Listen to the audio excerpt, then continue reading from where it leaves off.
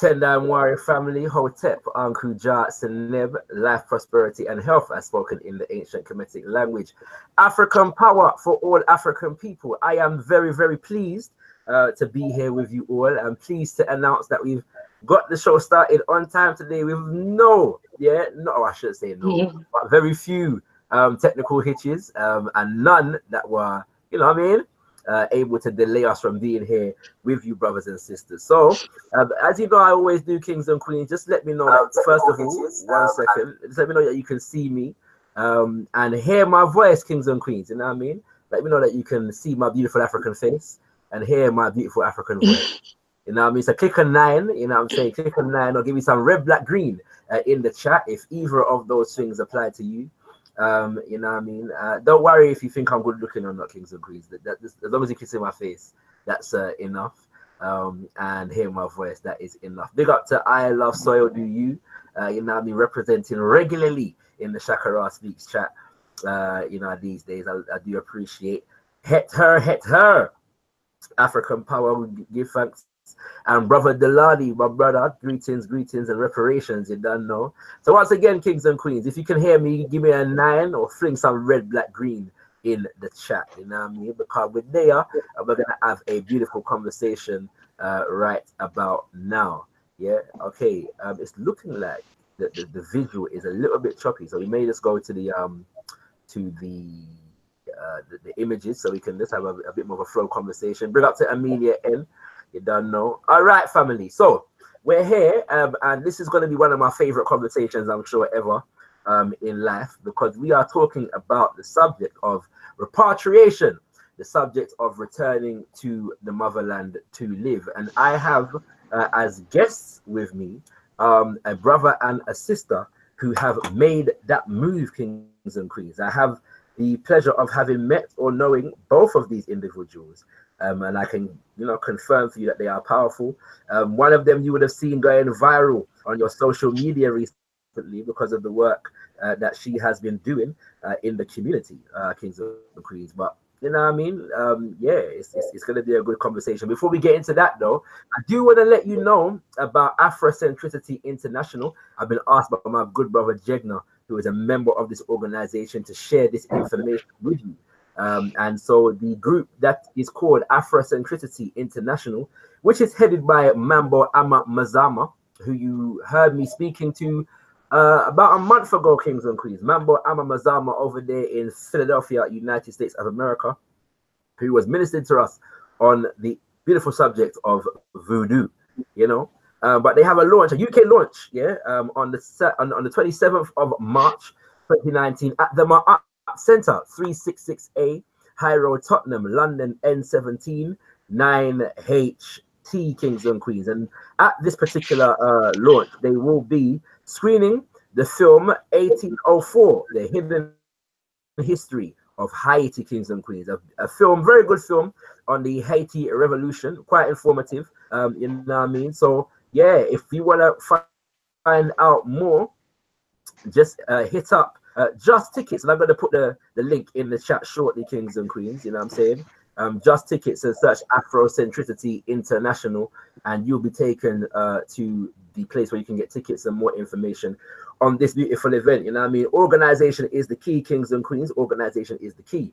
And so we look forward to seeing you there on the 27th of March. Yeah, so we look forward to that. All right, forward to, I'll give you more details on that later on.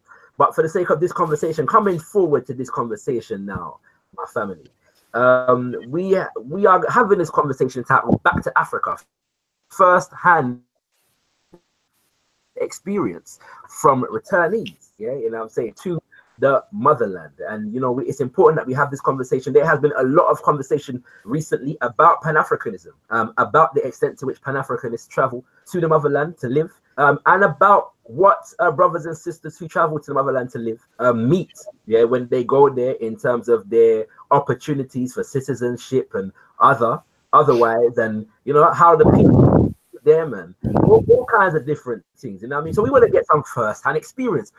We want to know. You really want to know, yeah, what is the reality of the situation? We don't want to sort of speculate. We want to hear from those who are doing that work and taking that journey, with the understanding that, you know, there are pros and cons to all these things. There are joys and there are challenges. As Frankie Beverly and May say, joy and pain is like sunshine and rain, kings and queens. You have to take the good with the bad, and, you know, keep it working. At the same time, we understand that all of these things are taking place within a particular context, and we are still, you know, waging a fight, kings and queens, for our total liberation. And so we don't. I was listening to Kwame Ture the other day, and he says, you know, revolutionaries always look for difficult challenges. Yeah, because we understand the work that it takes to get to where we want to be, and so we don't look for easy challenges. We look for difficult challenges. You know what I mean?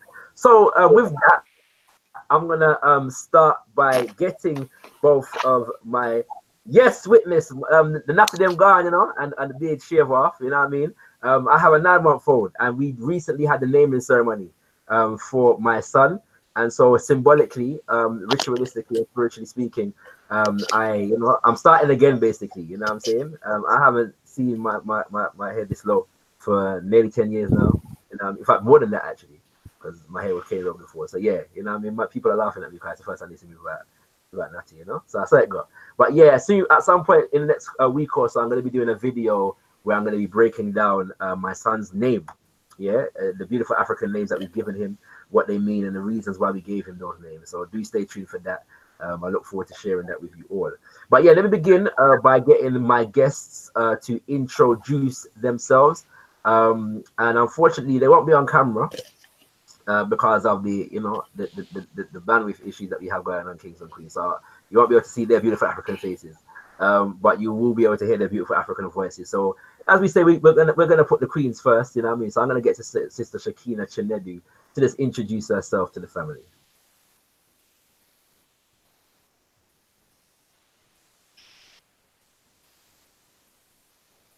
Are you ready, Sister Shakina? Good evening, and how are you both? Bless, my sister, bless. Can you hear me? Yeah. We can hear you loud and clear. Okay, wonderful, wonderful. So I'm Sister Shakina. Sorry, sister, just making sure that people can hear you as well. So if you can hear Sister Shakina, click a 9 or give me some RBG. Okay, I've got some breaking. Just so you know we can. That's fine, sis. Yeah. So once you hear me conclude the statement, feel free to go through. All right. Yeah, I should announce that as well. There's a bit of a delay, yeah, on the line also. So you know, just bear what kings and queens are gonna get through it. You know what I'm saying? We're gonna get through it. All right. Thank you for letting me know you can hear Sister Shakina. And Sister Shakina, feel free to go forward and introduce yourself now. Okay, and I've been given strict instructions to do a couple of shout outs. I must do that before I forget, because my neck will be on the chopping block. So I have to say hello and blessings to my brother Barrington, who also lives out here from time to time, my sister Tessa, Auntie Jadida, who also moved out here, and of course Marley Morris, who runs Messiah's Restaurant. And I thought I'd just mention those few names because those are the people that I hang out with quite a bit. So I just thought I'd mention those names. So me, you heard a little bit about me on the video, and I live in Gambia permanently. And I would find it very hard to come back to the UK right now because life is just so good out here. It's really, really beautiful, stress-free, sunshine, fresh food. Absolutely wonderful. I couldn't wish for anything better. So I'm here, and I've been here. I'm going into my 3rd year, and I'm really happy to be here. Beautiful, beautiful, beautiful. Give thanks for that, sis. Brother Obadele. Yeah. Can you hear me? Yes, sir. We can hear you. Let me know, brothers and sisters. If you hear Brother Obadele in the chat, give me some 9s or some RBGs up in her. If Brother Obadele can be heard loud and clear. Yes, Brother Obadele. So Brother Obadele, Kings and Queens, lives in Ghana. I had the pleasure of meeting Brother Obadele randomly because I was staying at a place, Legacy Gardens, and he came to visit with his wife and children. And he said his name, Obadele Kambon, and I recognized that name. I said, I know 2 Kambons. I said, I know Kobe Kambon and Kamal Kambon. And lo and behold, he is the son of Kamal Kambon, Kings and Queens. I'm not going to say much about Kamal Kambon, but just YouTube Kamal Kambon and things will come up. You know what I mean? But greetings and welcome, brother Obadele. Just introduce yourself to the people then. Okay, I'm Obadele Kambon. I'm a senior research fellow at the Institute of African Studies. I'm also the founder of Abibitumi, an organization. Abibitumi translates to Black Power in the Twi language of Ghana. I'm also the owner of repatriatetoghana.com, which is a service that assists Africans who are, of course, interested in repatriating to Ghana. I was one of the 34 Africans who got citizenship back in 2016 under President John Mahama. So I have my Ghanaian passport. I traveled to Cote d'Ivoire and Kenya on it recently. And yeah, full Ghanaian citizenship. So this is one of the things that we are looking to extend to other Africans of the diaspora and assisting them to make that transition so that they can, I always say, divest from all of these white nations and invest in Africa to make Africa great again. Was your choice of words in that last sentence deliberate, brother Obadele? So, so again, to divest from these white nations and invest in Africa to make Africa great again. Okay. So I actually gave a talk with that exact same title. Okay.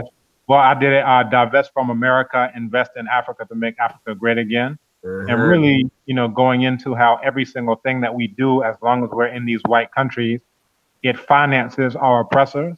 So every time we pay our taxes, every time that we pay our mortgage, every single time we pay our car note, every time we drink water or go to the grocery store, we're giving them the funds that they need to build the prisons, to buy the bullets that shoot us down in the street, to buy the bombs that they're going to drop on African people. That's financed by African people who are living in all of these white countries. So again, just like how in the 80s we talked about divesting from so-called apartheid South Africa, that we also need to look at divesting from all these white nations and investing, because nowhere in the world will Africans have respect until Africa is a world power, as has been said time and time again. All right, well, boys, I mean, we're pulling out the Scotch bonnet pepper. You know what I mean? You're not around for this side. All right, kings and queens, so we're here. We're gonna get into it. Big up to Sister 9E for 99. Don't know. You get me? Big up to my sister Shola. You don't know. Big up to Sister Shola from Birmingham, live in the place. You know what I mean? Big up to Prince Chirembe. Yes, indeed, kings and queens. You know what I mean? So as always, we ask you to click the like button and share the link all about the place. You want people from yard, foreign, and international to tune into this particular show. Spread this good African repatriation energy around the land of you know, the internet and YouTube in general. You know what I'm saying? And we're just doing this until we build our own internet, kings and queens. You know what I'm saying, that we can lock America out of, but you know what I mean, we're not there yet, so we're going to utilize what we have right about now. And yeah, share the link, kings and queens, and hit the like button just to make sure that we're able to, you know, heighten the presence of this particular conversation on the World Wide Web. All right. Okay, so let's get into this now, kings and queens. We're going to get straight into it. I'm going to start by asking Sister Shakina Chinedu, where you kind of said that you're moving into your third year now. Moved in 2016, and kind of what motivated you to move, and like, you know, that when did you make that final decision, and between making the final decision to move and actually moving, how long did it all take? Okay, well, I first visited Gambia in 2005, and that was an organized trip with Basil Links, and that was about, you know, reconnecting with your roots. And, you know, to be honest, my retirement plan since I was little was to go and live in Antigua, where my parents are from, and, you know, where my ancestors were taken. But however, as soon as I got to Gambia, I just realized, well, hang on a minute, this is no different to Antigua, really. And I thought, well, why am I going to Antigua when that's not really our place to live? And I immediately changed my plans and began to plan to come to Gambia and live there instead. So it was that simple for me. But then I had to have, you know, quite a long plan to make sure that the children finish university and things like that before I could move.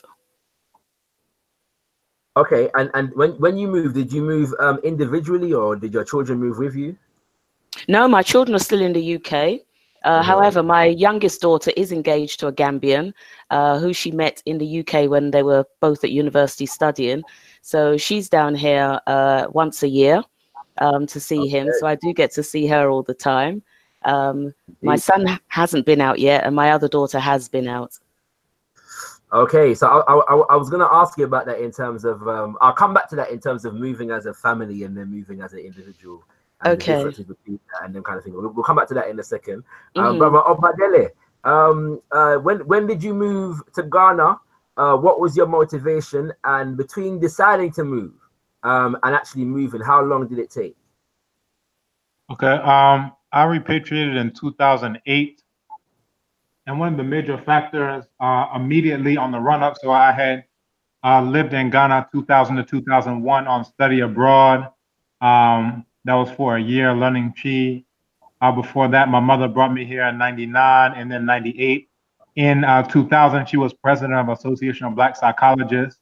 And they brought around 500 psychologists here to Ghana in the beginning of that 2000 school year.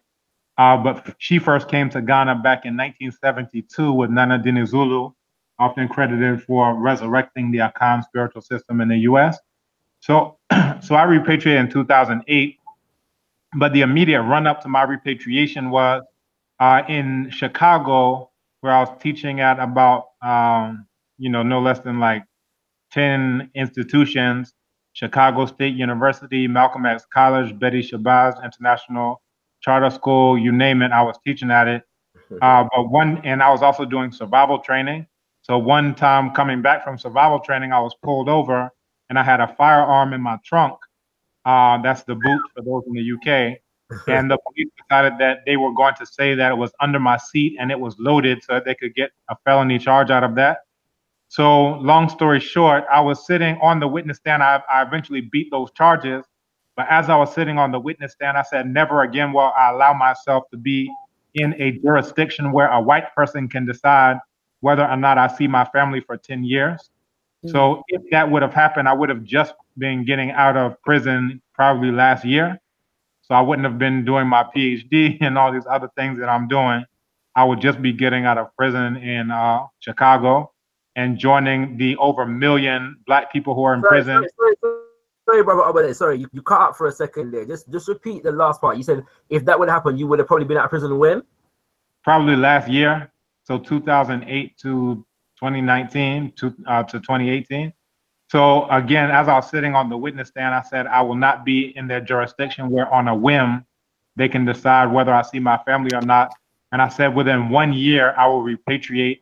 And indeed, I repatriated on the 6th of September, 2008, started the PhD program here 2009, finished in 2012, where I won the award for the best PhD. 2016, won the award for the best publication in the humanities. Got my citizenship also in that year. I was installed as a traditional ruler at Ekwapim Mampong. So very successful by any standards, I would say. And just living in Africa. All right. So Sister Shakina, why did you choose Gambia? When I think about Gambia, as I said to you, the plan was for Antigua first of all. But then when I came to Gambia, I realized it was better to be back where it began rather than where we were dropped off. So for me, it was very easy to make that decision because I come from a household where I was always told I was African.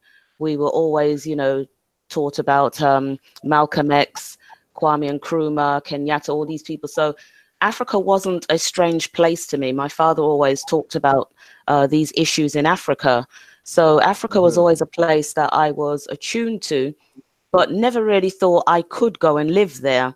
Because, your parents are from the Caribbean, you've always been there as a child to visit, you just naturally thought, okay, that's where I was going to go. But 2005, when I came here, I just said, no, I can't go to the Caribbean.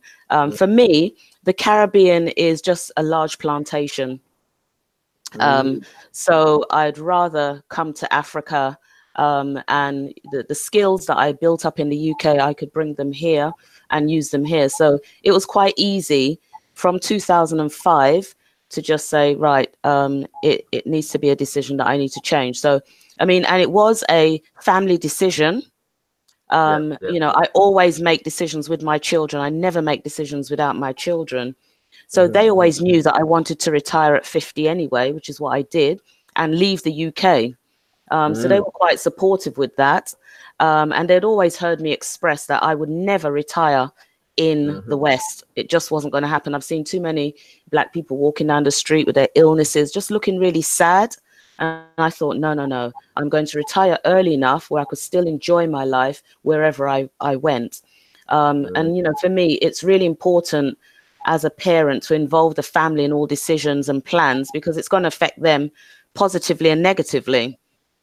And also, I grew up in a household where my parents always shared decisions with myself and my siblings. So it was something that I was quite used to, and I've always done the same with my own children. But they knew it was an individual move. But, you know, their ancestral home is going to be here. And, you know, anytime the going gets tough there, they know they've got plan B. Yes, yes, yes. I'm gonna. I think you probably just sent shockwaves through the listening audience, Sister Shakina, when you said that you retired at 50. I'm sure nobody actually considered the fact that you might be 50 years old. So we're gonna give them a little bit of time to recover. You know what I mean? From that, I'm actually older than that. yeah, I realize. You know what I mean? So you know, I think people are just, you know, yeah, they're like, yo, this sister cat, 50 years old, you know. But we love that Kings and Queens, as them say, black don't crack, you know what I mean? Absolutely. So yeah, family, we got Scattered Minds, we got Brother Ogun in the house, we got Mr. Lee, you don't know, Tanware, Ahmed, you don't know, we got all our family in the place. I mean, we love it, we love it, we love it. Yeah, Brother Obadele, same question to you really. No, sorry, before I come to you, Brother Obadele, Sister Shakina, was any other nation in Africa under consideration for yourself? I went to South Africa in 2007, but South Africa was too built up for me. I wanted something more cultural. I went to Johannesburg, and although it was nice, I found that the people were still locked under apartheid. You know, if you try to ask any questions about apartheid, they almost looked over their shoulder first before they answered. Yes, and I found that quite disturbing. And, you know, the crime rate there can be quite high. I remember the first night I got there, and the taxi driver was driving, and he went through the red lights. I said, hey, aren't you going to stop? He said, no, no, no, no, no, sister, we only stop if we have to because of the carjacking. Okay. But, you know, when I was there, I just saw these high-rise buildings and things like that, and I just thought, no, that's not for me. What I want is traditional, where I can grow my food and I can live the way I want to. I mean, it's about country living for me. So Gambia really had done it for me. Right, right. Beautiful, beautiful, beautiful. Okay, all right. Oh, but then a similar question, really. Why Ghana? Were any other African nations under consideration? Yeah, one of the main considerations was I wanted to finish my PhD. So I started my PhD at University of Wisconsin, of all places, in African languages and literature. So I got one master's in that, and then another master's in linguistics. And I was looking to complete on the continent. So high up on my list were places where I speak the language. So I was considering, of course, Ghana, because I speak Chi. I was considering University of Ibadan, because I had lived there previously, and I also speak Yoruba. I actually considered Senegal or the Gambia because I speak Wolof, and then I also considered Tanzania and Kenya. I think the main, because I speak Kiswahili, the main thing that really set Ghana apart was, one, I had done study abroad here, and it was my first time coming to the African continent in '98. Because I had been at the university, I knew a lot of the professors already. So, you know, I think that was really what tipped the scale towards Ghana over the other places. But I had been to Gambia, and it was beautiful. I always say that the Wolof culture in Senegal as well is one where they talk about teranga, which is, you know, like it's hospitality, but to say hospitality, it doesn't really do justice to how warm the people are. So, you know, I think I would feel at home anywhere on the continent, and I still would. but that was the major thing, was just that aspect of wanting to do my PhD and having links here at University of Ghana already. All right. Oh boy. You know, I mean, there's a lot going on there. So, and this question as to, oh, well, obviously, I know you moved with your family, yeah. And so, did you already have children by the time you moved, and how what were the family considerations behind moving to Ghana? Yeah. So at that time, I had my oldest daughter. She's now 11. At that time, she had not yet turned 1 yet, and you know, my wife, you know, actually at that time we were supposed to get married, but with what I told you about the whole trumped up gun charges, we were supposed to get married, but I was under restrictions where I wasn't able to leave the state of Illinois due to that trumped up charge. So we weren't able to have our wedding and other things. But once we beat the charge, then it was definitely, yeah, let's all repatriate. So we came together, myself, my fiance at that time, and then my oldest daughter. At that time, my fiance, she stayed for a month and then went back. There's a whole nother story to that I won't necessarily go into right now. But by the time my daughter turned 3, she came back and stayed for good. And for me, I've stayed for great. I don't set foot on U.S. soil. I don't even go to the embassy because that's considered U.S. soil. And my hope is to never set foot on U.S. soil unless it's part of a conquering army to restore Ma'at and to restore justice and drive out Isfet. So if your family want to see you, they gotta come to Ghana. That's correct, and they all know that very, very clearly, and they do come. Matter of fact, my parents were just here last month, and they'll be back in May. We do the Sankofa Journey, SANKOFA, and then journey.com. And that's where we bring Africans from the diaspora out of the UK, the Caribbean, and the US mainly, but anywhere they are, to Ghana. This year we're doing Ghana, Togo, and Benin.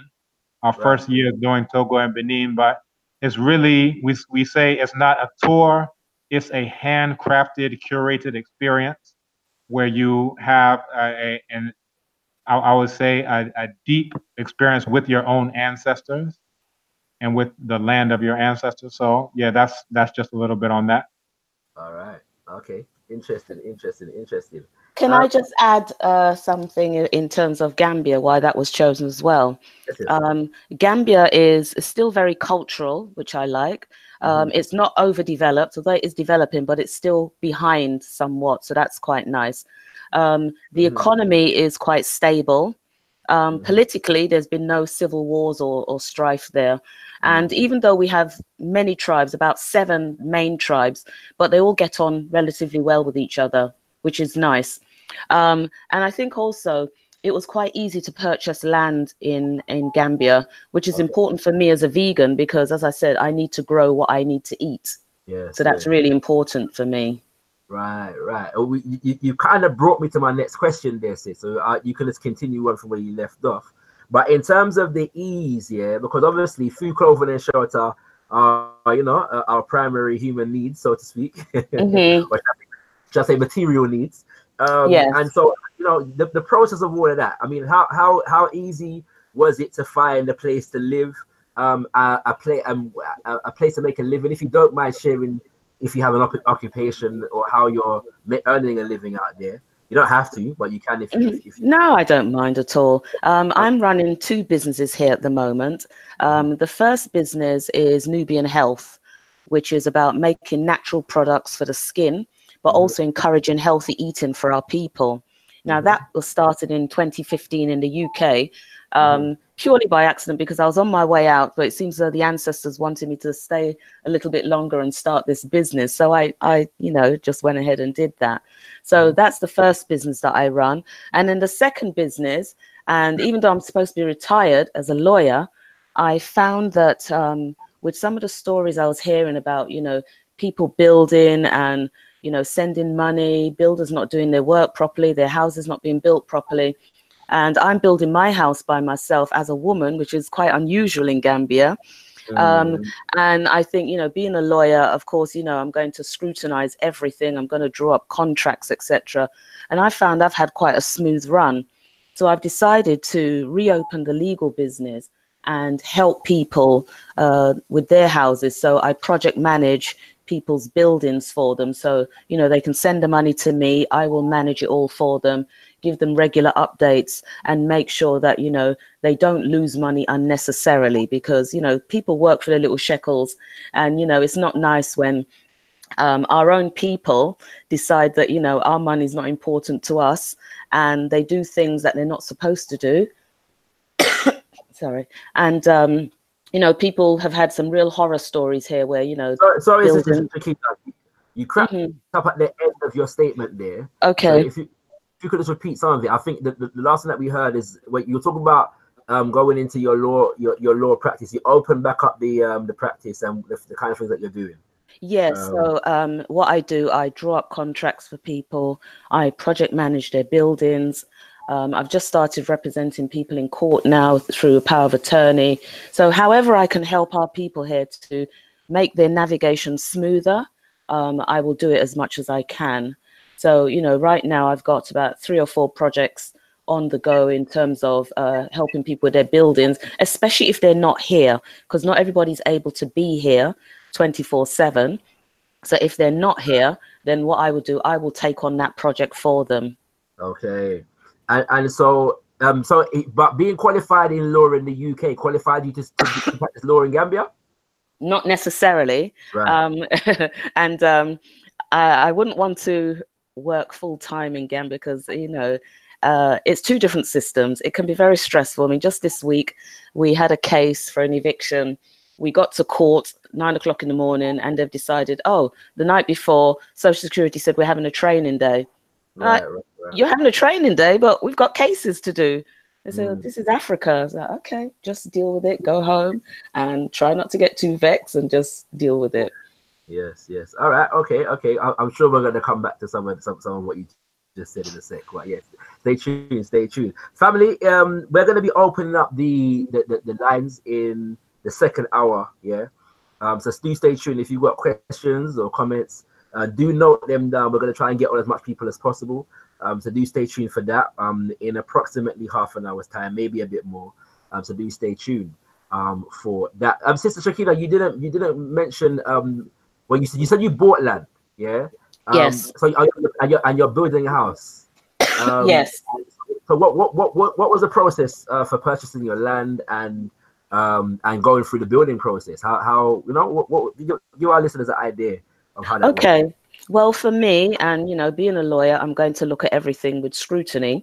So as I said, first came in 2005, but I didn't buy my first piece of land until 2008 because I wanted to look at all the land laws, the procedures, and make sure I got it right. Because, you know, I've never bought land before, and I wanted to make sure I got it right, even though back in those days, I mean, I've got just under half an acre, and would you believe that cost me just about £1,000? Wow. Yeah, so this is why people have to come, you know, because there's none of us that could buy land in the UK. We could just about buy houses. In London, £1,000 don't cover rent. I know that.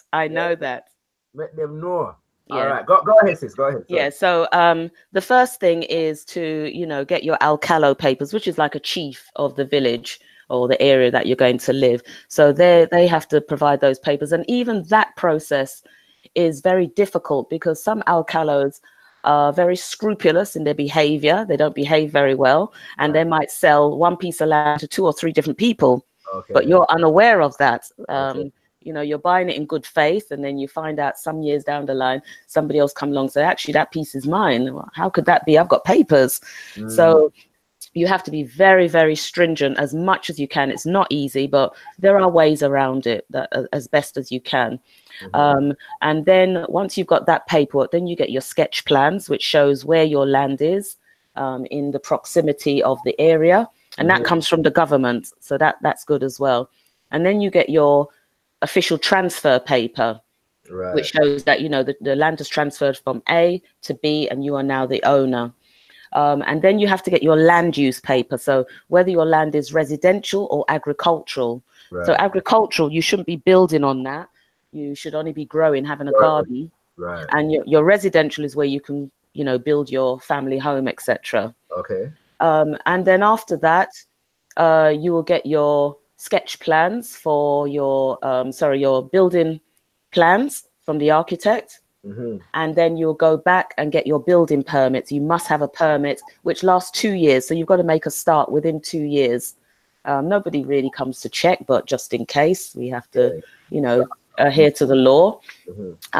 So for me, I did all that when I came here. I didn't start building before I left because I wanted to be here when I'm building. So for me, we build compound walls here. So around the whole perimeter of the land, you build your compound wall. Right.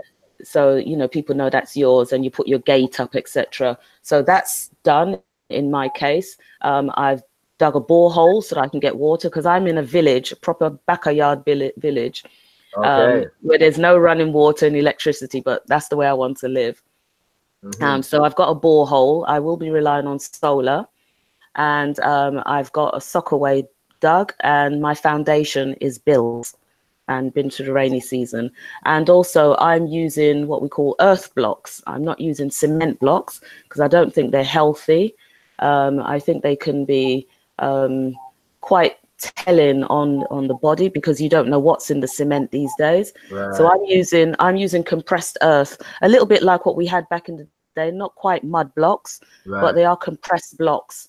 And, you know, they look very similar to our fire blocks in the UK. They've got a lovely red color because we have a lot of red soil in Gambia. And that's the type of blocks that I'm using. I'm encouraging other people to use as well, because it keeps the house cooler, it's stronger, and I think it's just generally healthy, because we should be going back to nature as much as we can. That's the whole point of coming here. Beautiful, beautiful. Thank you for that, sis. That's a beautiful breakdown right there. All right, I'm gonna come back to you, brother Obadele. Same question, really. Just looking at how you went about finding a place to live, and avenues to earn a living. Yeah, for me, it was a pretty easy transition. So as soon as I finished my PhD, my supervisor was the pro vice chancellor at University of Ghana, and he basically told me, "Okay, I'm putting you in African studies." So, you know, the employment was all worked out. And as I mentioned, I won the award for best PhD thesis. So it was pretty much a no-brainer. So I went there. And interestingly, when I defended my thesis, I was wearing my African cloth. You know, I had my beads on and everything. And then the same thing when I went for the interview, I said, y'all need to know what you're getting into, that I'm unapologetic African. So I'm not going to come. As a matter of fact, my supervisor, he said, he called me to his office. He was like, okay, I know you're not going to wear a suit and tie. I said, I'm glad you know that. He said, but please don't wear the cloth every day. You know, in Ghana, they wear the cloth. He said, just please don't do that every day. Because it's very conservative. And, you know, he was saying it out of love, like, yeah, you know, I want to make sure you do well here. But I think the whole Gandhi statue situation kind of blew my cover. Like, yo, I'm an unapologetic African, so I know where I'm coming from. All right. In terms of the housing, where I live is close to the university. Go ahead, bro. Go ahead. Oh, go ahead. You had something? No. I was gonna say we'll probably get into the Gandhi thing a little bit later on, but for now, go ahead. Yeah. So I missed what you just said. You said what now? Sorry, I said we'll probably get into the Gandhi thing a little bit later on, but for now, go ahead. No problem. Yeah. I'm actually working on an article about the relocation of that statue, but yeah, we can save that for later. So yeah, the employment was not an issue whatsoever. And even before I came here, I made sure that I set up what's now abibitumi.com, where I teach Chi online, Yoruba online, and Wolof online. Then I have others who teach Kiswahili and Medu and, you know, other African languages. So I wanted to make sure I had that. And that's actually the main way that I funded my way through school. Because when I first came here, they thought I was a Ghanaian, and they were charging me 500 Ghana cedis per year, which was just a little over $100 for the entire school year from the PhD. But then when they saw my passport, they said, well, that's going to be over $4,000, which is a big price increase.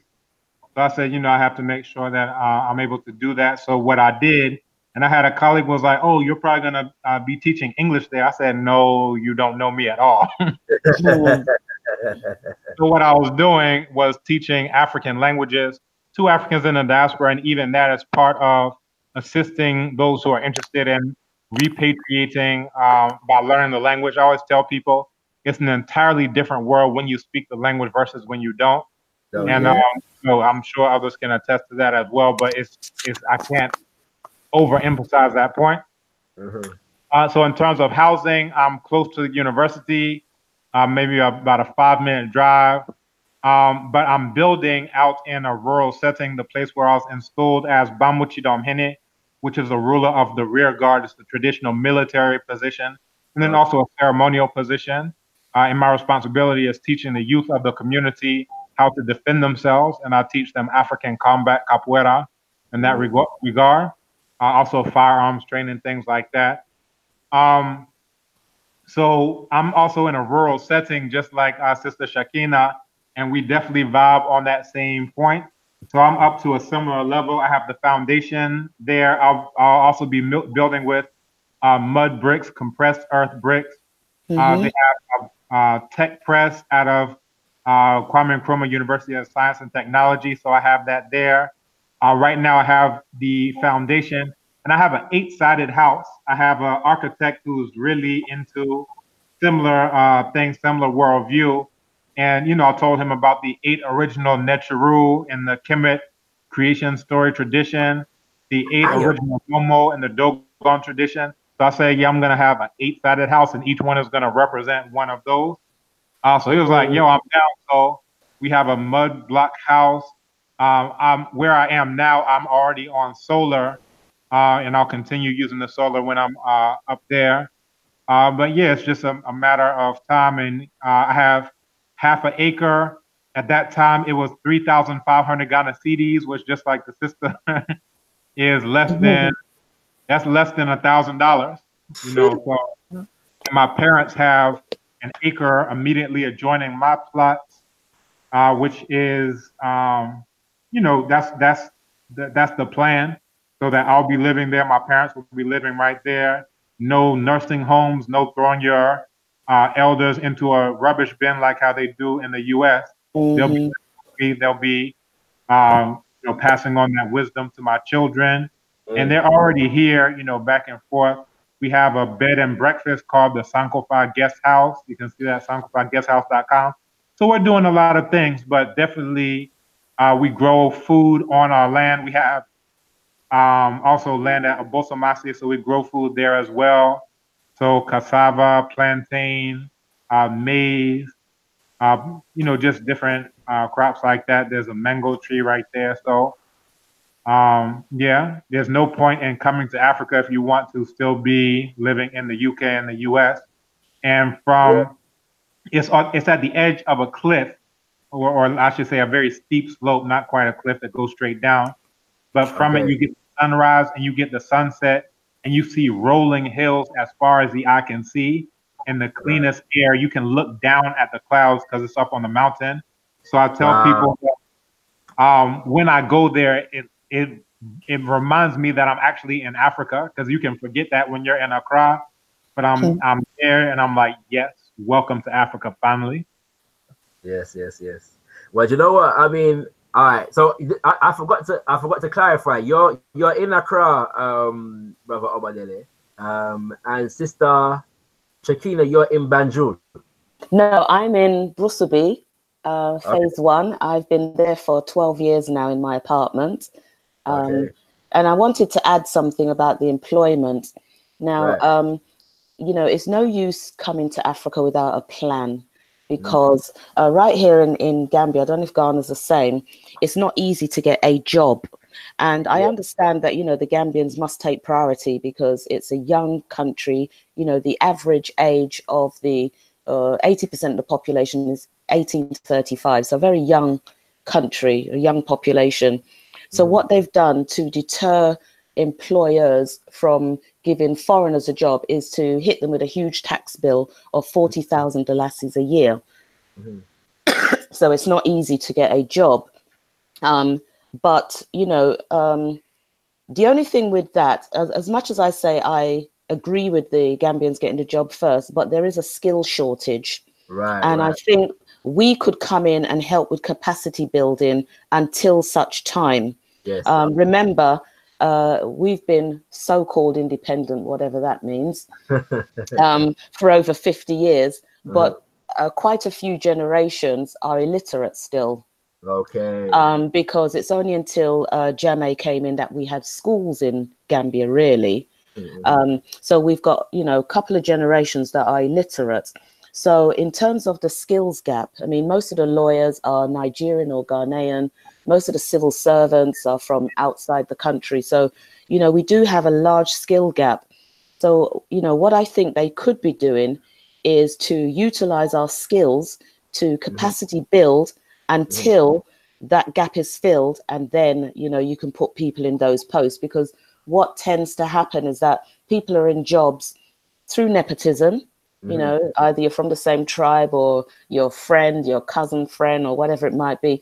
But it doesn't mean they can necessarily do the job. And we're doing ourselves a disservice by doing that. And, you know, other people are coming in and taking liberties with that because we haven't got the capacity to do certain jobs in the country, to develop the country appropriately. All right. All right. So we're going to come back to some more serious issues in a sec here. First of all, though, I just want to ask the both of you. I'll start with Obadele on this one. Just in terms of some general kind of, let me preface this with this year. When I traveled to Ghana, it's my first time in Ghana, 2015. You know, and I kind of went because I turned 30 that year, and I hadn't touched the continent yet, and I was not gonna make 31 find me. And you know, I hadn't touched the continent, and I'm looking to reach back soon. So, brother Obadele, just hold on to that guest house for me, yeah, because I'll soon come to fill it up. You know what I mean? For a period of time. You know what I mean? So I'm called from there. So yeah. But I was there for just under a month, and for the first 2 weeks I was there, nothing could faze me. Yeah, you know what I'm saying? I was skipping through the motherland. You know what I mean? And I was just enjoying everything about it. But obviously, every city, every place that you live has its stresses that come with it, if that makes sense. And so, inside of the third week, maybe the fourth week, I could start to see where the stresses will come from, if that makes sense. Where, you know, them kind of things there. You know what I mean? Even I was in my first week, I was sitting in traffic for all 2 hours and felt no way in Accra. And by the third week, I was like, this is low, man. This is low. You know what I mean? But you know that these things happen. So I just want to know from you, brother Obadele, what were the things that you found it most difficult to settle into? Yeah, when you moved to Ghana. I would say I had a bit of an easier time once I repatriated, because, like I mentioned, I lived here from 2000 to 2001 when I was doing study abroad. And at that time, I had every frustration that you could possibly have. The main ones were the white boy on a stick, the imaginary white boy on a stick, who some people call Jesus, the image of Cesare Borgia. Yes, son of Pope Alexander VI. The other thing is all the U.S. flags. So by the end of my year there, I said I have to go back to the U.S. so I never have to see another U.S. flag, because where I am, we always have red, black, and green flags. And so I never have to see another imaginary white boy on a stick. So, you know, I was very, you know, by the end of the time that you're there, it's one thing to read about neo-colonization and all these things. That's another thing to have it smack you in the face every single day. So by the time I came here to repatriate for good, I already knew the lay of the land. I already knew. So, you know, to some degree, I'm like immune to a lot of things. Right. In terms of having like some psychological effect. Oh my goodness, you know, so it's not like that. It's still, you know, I speak on all of these issues all of the time. And I can actually see myself, you know, there at the university making a difference. So some of the students there are like, yeah, why are we wearing white people clothes? And then they start wearing all African clothes. I tell them even my drawers are African. I have tailors and seamstresses make drawers from the African cloth, because John Henry Clark said, if you can't make your own drawers, you can't run no nation. That always stuck with me. So as soon as I saw a tailor and I saw cloth, I said, yo, we got to make our drawers. So I say stuff like this, and now the students who are there at the university are like, yeah, that makes a lot of sense. And now, you know, we're in their hair with locks. It's like, why am I permanent? That don't make no sense. So, you know, and it's not just me, there are others, but from my impact, I can see very clearly, students who are like, yeah, I'm not going to church anymore. Yeah, I'm not going to the mosque anymore. Like, they're telling me this. So, we're building a community of those who are rejecting that neo-colonial mentality and embracing what it is to be African in a holistic, lived sense, not just Pan-Africanism, but what does it mean in terms of, what you put on, what you do, places you go, who you interact with. Do you worship an imaginary white boy on Sundays, all those things? So just saying that to say things that I would say would be frustration. I dealt with most of those a good 18 years ago.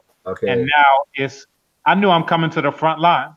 So we have the Gandhi statue issue. We have the president wants to make French a mandatory language, whereas we don't have African languages mandatory.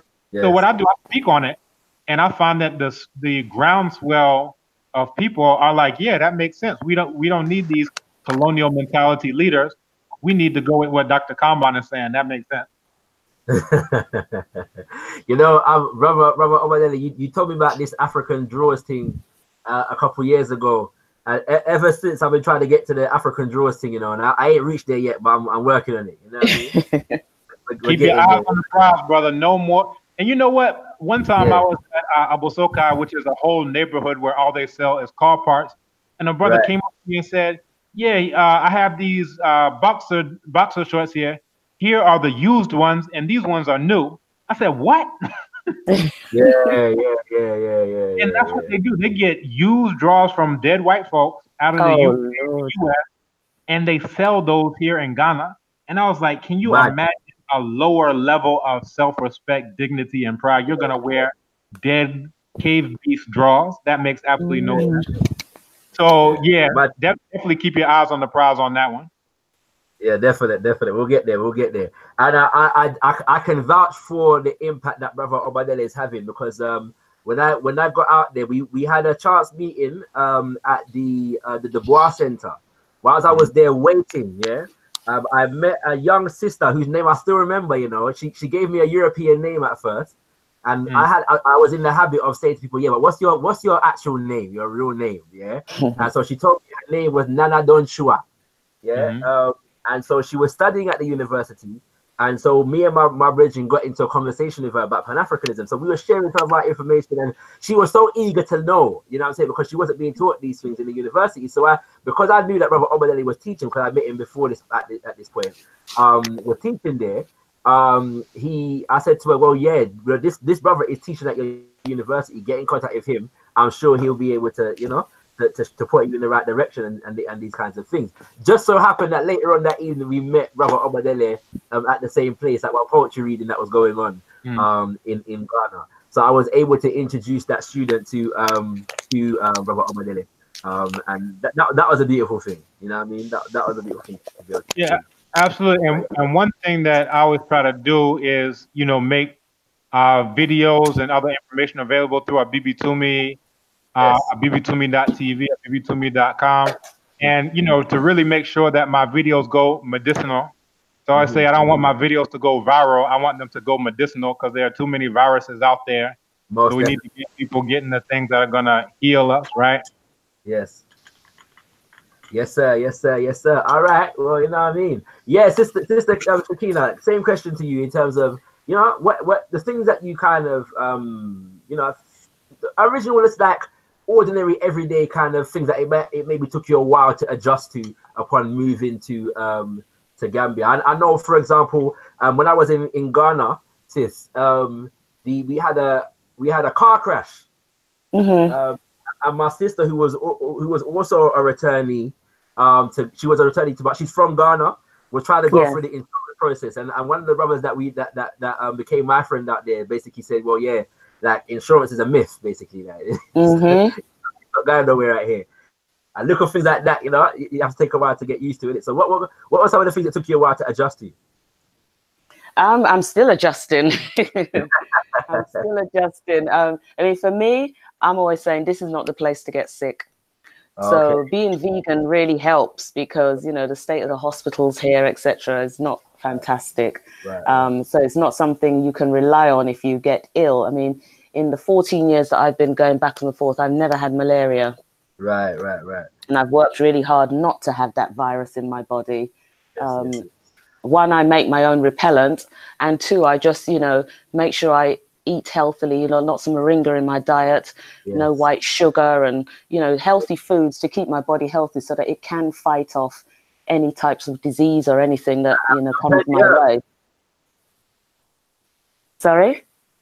And plenty herbs, sis. Oh, definitely. But for me, in terms of getting used to things, for me, I'm very passionate about our people in terms of who they are. And for me, without, upsetting anybody, religion has no place in Africa as far as I'm concerned. No structured religion. So Christianity, Islam, and that's what's keeping our people in the dark. But you know what's so funny about it? Because, Gambia is 99.9% Islamic. Yes. But yet, our people are so confused. They're praying in a language that's not ours. They're reading in a language that's not ours. But, they're still going back to the Obia. Yes. It makes me laugh because, they're doing all this, but they got everything tied up around them. So, they're still serving two masters. So you see, spirituality cannot come out of us because it's there, it's part of us. So whether you're bowing down to whatever, you're still going to go back to the source, which is your spirituality. So, they tie up all kind of, as soon as the picnic barn, then tie up all kind of something around the picnic. Yeah, but they're still going to the mosque and whatever. And I'm very confused about that. But, the things in Africa, and we mustn't pussyfoot around it. Our people are still colonized. Right. Our people are still colonized. They're not free. So we shouldn't be surprised that, these things are going on because our people are very confused, and they will continue to be confused unless they accept what they need to accept, which is, their Africanness. Because everybody else has come and they've taken away. And it's funny because 3 o'clock this morning, I was up, couldn't sleep. And what did I watch? John Henrik Clarke's The Law and Order. So where you were talking about, the African draws, he was talking about that in that very same lecture that I was watching this morning. So, and for me, the bleaching, it's just too much out here, too much. We've still got this thing about, light skin, dark skin. If you're light skin, it's better. Then we've got the thing, our sisters are spending enormous amounts of money on wigs and weave, and they've got beautiful natural hair underneath. And I just don't understand why they want to cover that up, because it's beautiful hair, absolutely beautiful. So there's a lot of work to be done in terms of, that mindset. But I think the biggest thing that it's still difficult to get used to is that even though we're here, we know we're African, but our brothers and sisters here don't always know we're African. They will call you Jamaican and everything else. Yeah. So I was going to say, pause right there, because we're going to come back to that issue right there. We're going to come back to that issue. I'm just mindful of the things that you're saying and some of the things that I've seen and witnessed and these kinds of things. Also, I got some Muslim brothers and sisters in the chat who would have said Allahu Akbar when you said that Gambia is 90-something% Muslim, but may not have appreciated much what you said after that. I know. You know what I mean?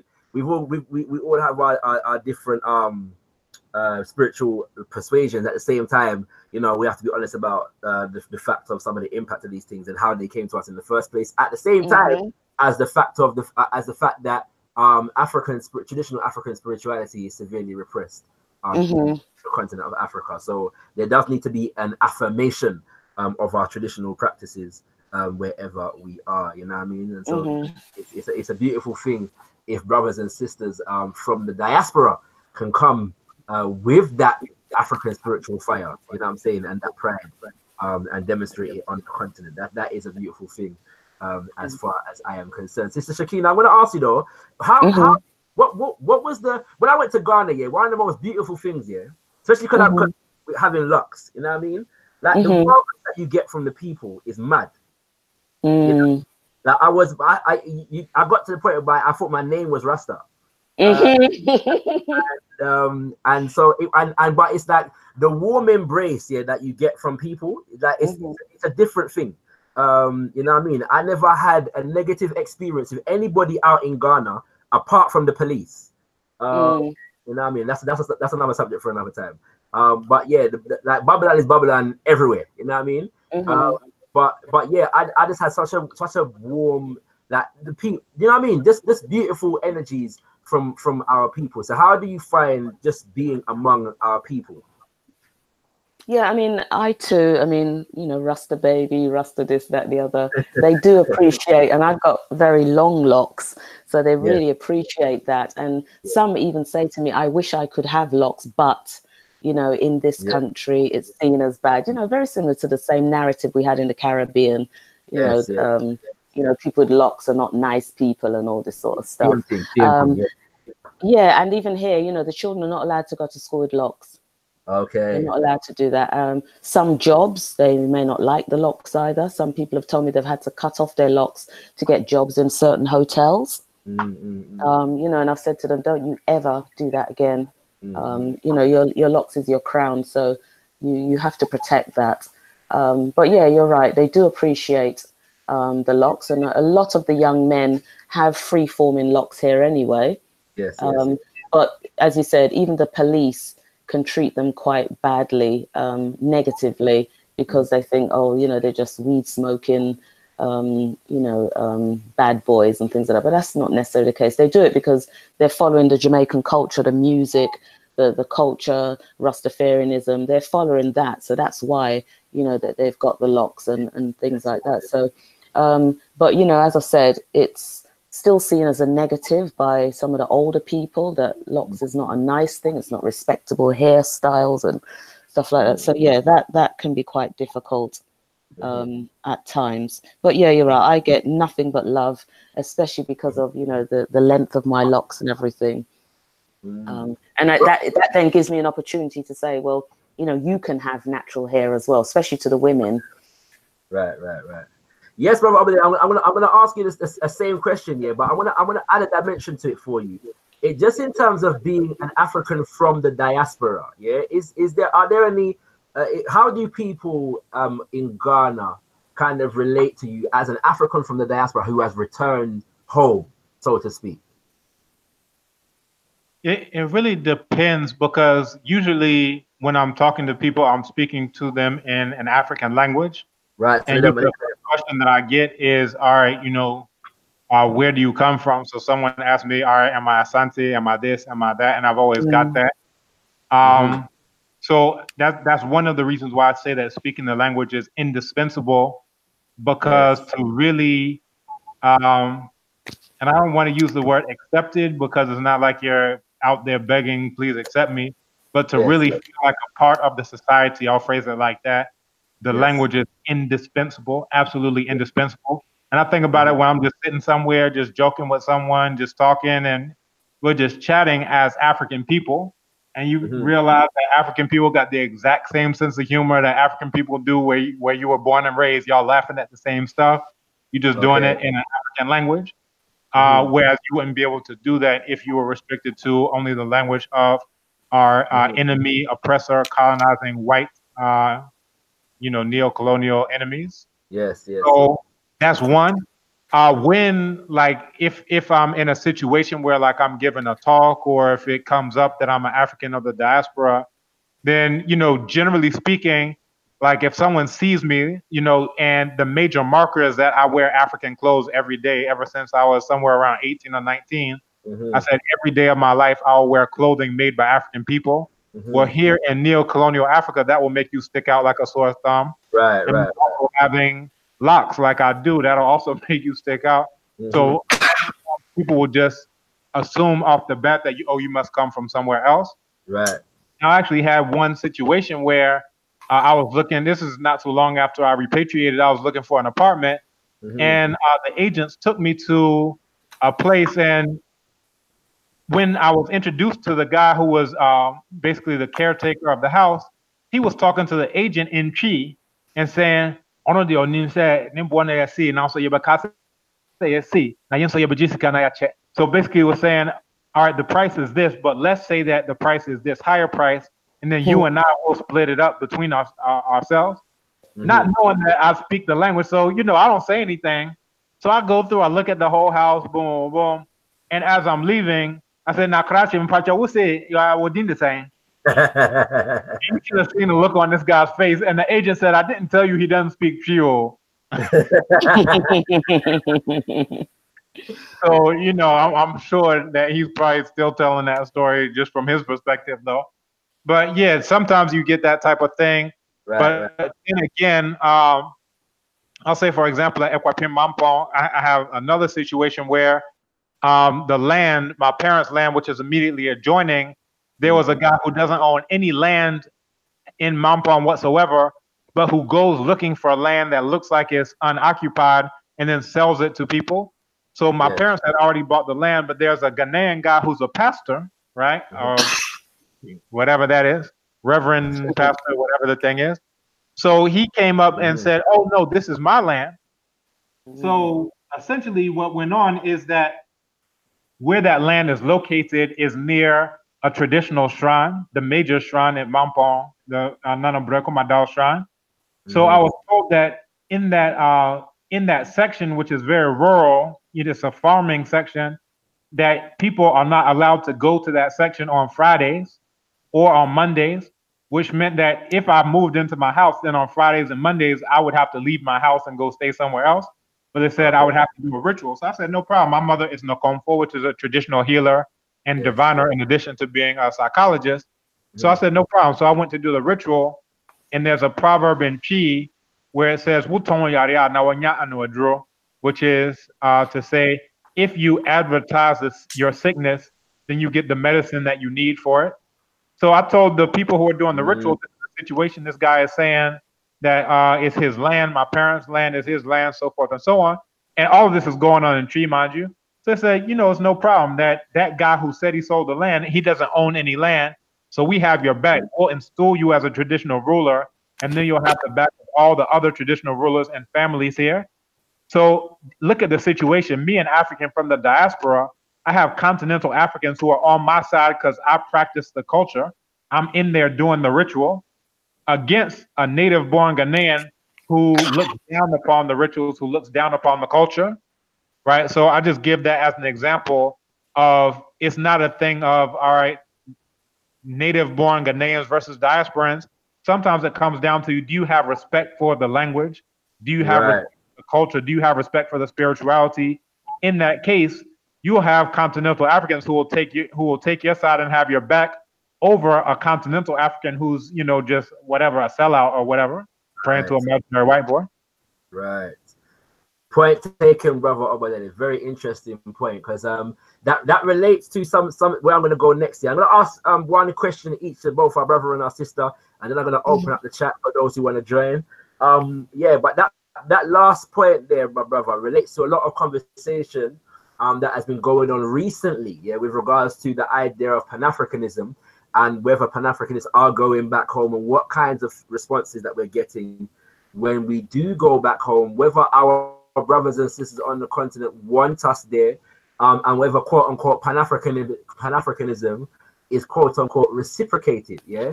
And so, Sister Shakina, you had a video, or a couple of videos to be honest, that went medicinal. My language has been corrected. One in which you were being interviewed on Gambia television. Yeah. And I must say, sister, you know, a lot of people were very proud of how you answered the questions there in that interview. You know, when you were asked about corruption and the like, you know what I mean, and how you responded. But then the next video that came out was to do with you fighting for citizenship rights. Yes. Yeah. Yes. I'm not sure if you're aware, but there's a brother by the name of Dynast Amir, also known as Search for Uhuru, who did a video entitled Confessions of a Pan-Africanist. Pan-Africanism hasn't produced anything tangible for Africans in the diaspora or ADOS, American descendants of slaves, yeah? And the example that he gave was the fact that, funny enough, was not an American descendant of slaves, but a quote-unquote Caribbean one. which was yourself not being, fighting for citizenship in the Gambia. Very powerful video. You made some very powerful points. And funnily enough, brother, the same brother who did that video now has citizenship, was recently granted citizenship in Nigeria, as the story, which is interesting. But just a bit on that particular issue, on the issue of citizenship. What is it that the Africa, what's the organization called again? Is the name's out of my head.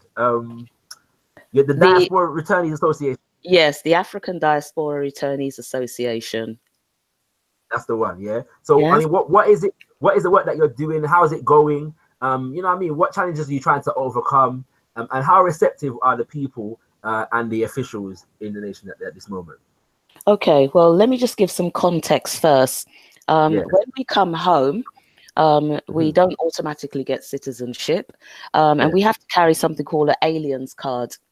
And residence papers, and you know, we have to pay quite a lot of money each year, you know, between £50 and £70 a year, depending on whether you get a work one or a voluntary one where you cannot work. And I just think, you know, that's not suitable for us coming home by choice, returning home by choice. We didn't ask to be taken away from here. We are returning home by choice. We are investing in Africa. We want to come home and develop Africa, and you know, we should get something for it. So you know, we need the government to understand that we're investing our residual capital into the economy of the country, contributing to the GDP. You know, we bank here, we spend our money here. You know, we build houses, we sponsor schools, we employ people, you know, all these sorts of things, but it's not recognized because we're still carrying these aliens cards. But, you know, it just so happens that the time is right now where the Constitution Review Commission, under this new regime, they are rewriting the Constitution. So this is an absolute key time for us to get our message through. I am working with a prominent minister, that's a Pan-African minister in Gambia, who's been fighting the Pan-African fight for over 40 years. And he's been very supportive with what we're doing here. So I have been to the Constitution Review Commission because they are consulting around the country, around the whole country, in terms of, you know, what are the issues and what needs to be done. So I thought, well, let's get in now. So I did a presentation to them and submitted some evidence. And what I've asked them to do, requesting, is that we have an exception clause for the descendants of the enslaved, fast-tracked. Nobody else, just for us, the descendants of the enslaved. And what I'm saying to them is that if we have an exception clause of 2 to 4 years of continuous living in the Gambia, then we should get citizenship because it's our birthright. You know, our ancestors were taken from here. If our ancestors weren't taken from here, you know, you or I would have been born on the continent. So what I'm saying to them is that, you know, we have returned by choice, and what are you going to do for us? So I'm saying, you know, if they had this exception clause for us, and then in return, we will learn the language, any cultural nuances, continue to encourage returnees, which we do, promote the country positively, and continue to invest and adhere to the law. So that's really important, that we don't just ask for something and we're not, you know, giving anything in return. Now, the second part of that, which they don't know yet, we are going to be asking for our 40 acres as well. They can keep the mule, but I want the 40 acres. Once we get the citizenship, that's another thing that I'm going to land on them, that, you know, we should get our 40 acres, because then some people who want to come here and live within a community of returnees, then, you know, they should have the choice to do that if they want to do that. So I've already spoken to the largest building company here, TAF Global Homes, and what they're saying is that, you know, if you get the land, I shouldn't say if, when the ancestors present us with the land, we will have it and we'll have citizenship. We can design some houses that they will build on these 40 acres for us. So yeah, so that's what the African Diaspora Returnees Association is doing in one leg. But on the second leg, it's about supporting people when they come, because, you know, it's never easy to navigate around, move, because you don't always know everything. So at the moment we're putting a website together where we can give people the steps of how to open a bank account, what the process is for buying land, maybe buying a house, getting your tax numbers, different things like that people may not know. And I get a lot of those queries from people. So I think, we're going to put it on a website so that people are able to go on the website and say, look, if I'm thinking of moving to Gambia, these are the things that I need to know, and this is the support that I can get, because it is about supporting each other. When people move, we don't want to leave them on their own, because it can be quite difficult. So it's about supplying a support network for people when they move here as well, so that they can navigate more smoothly. Yes, good thanks for that, sis. Brother Obadele, I was going to ask you a different question, but I'm going to stick to this, and then we're going to invite people into the conversation. Just your kind of reflection or perspective on the issue of citizenship, attaining it. I know you just recently received it, and putting it in its broader Pan-African context. I know you're probably aware of a lot of the conversation that has been going on. Is the conversation viable? Do we have a just kind of gripe as African diaspora people returning home? And is it right that we, charge our people in the context of governments with not reciprocating Pan-Africanism because of the citizenship issue? Okay, so you'll see me, I'm holding up my Ghana passport. So just want to start off with that one right there, off the bat. But just for the sake of bandwidth. So in terms of citizenship, as you know, I was part of, and I was one of the facilitators that assisted other Africans, 33 other Africans, in getting their citizenship here in Ghana back in 2016. We had a series of meetings that ultimately culminated in that. Now, in that same year, we were invited to the Ministry of Foreign Affairs because they're working on a national diaspora engagement policy. And this is a policy that's supposed to extend some 50 years into the future, so that regardless of the political party that's in power, that this is the roadmap to engage the diaspora.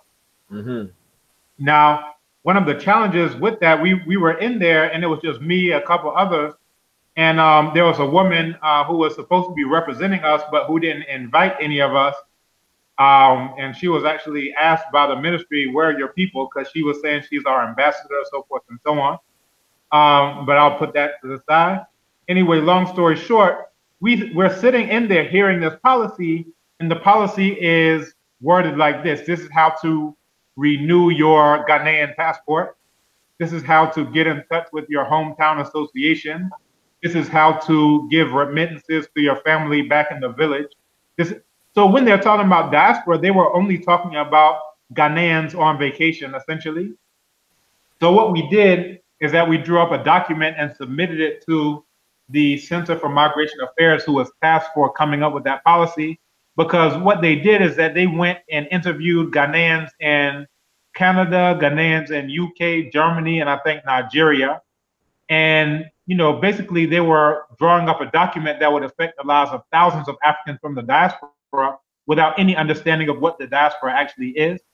You understand? So in the document that we worked for them, that we gave to them, we gave them a definition of diaspora in terms of what we teach at the Institute of African Studies, the THT model, which is thousands, hundreds, and tens.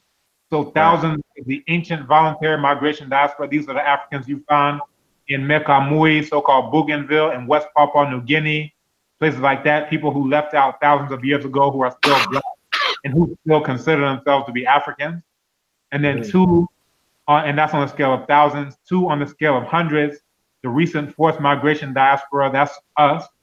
And then three is the only one that they had taken into account, the current manipulated migration diaspora, those who have been manipulated through IMF and World Bank destruction of African economies, through CIA coup d'etats and so forth and so on. They leave because of those things. And we asked for specific things, one of which was citizenship rights as returnees.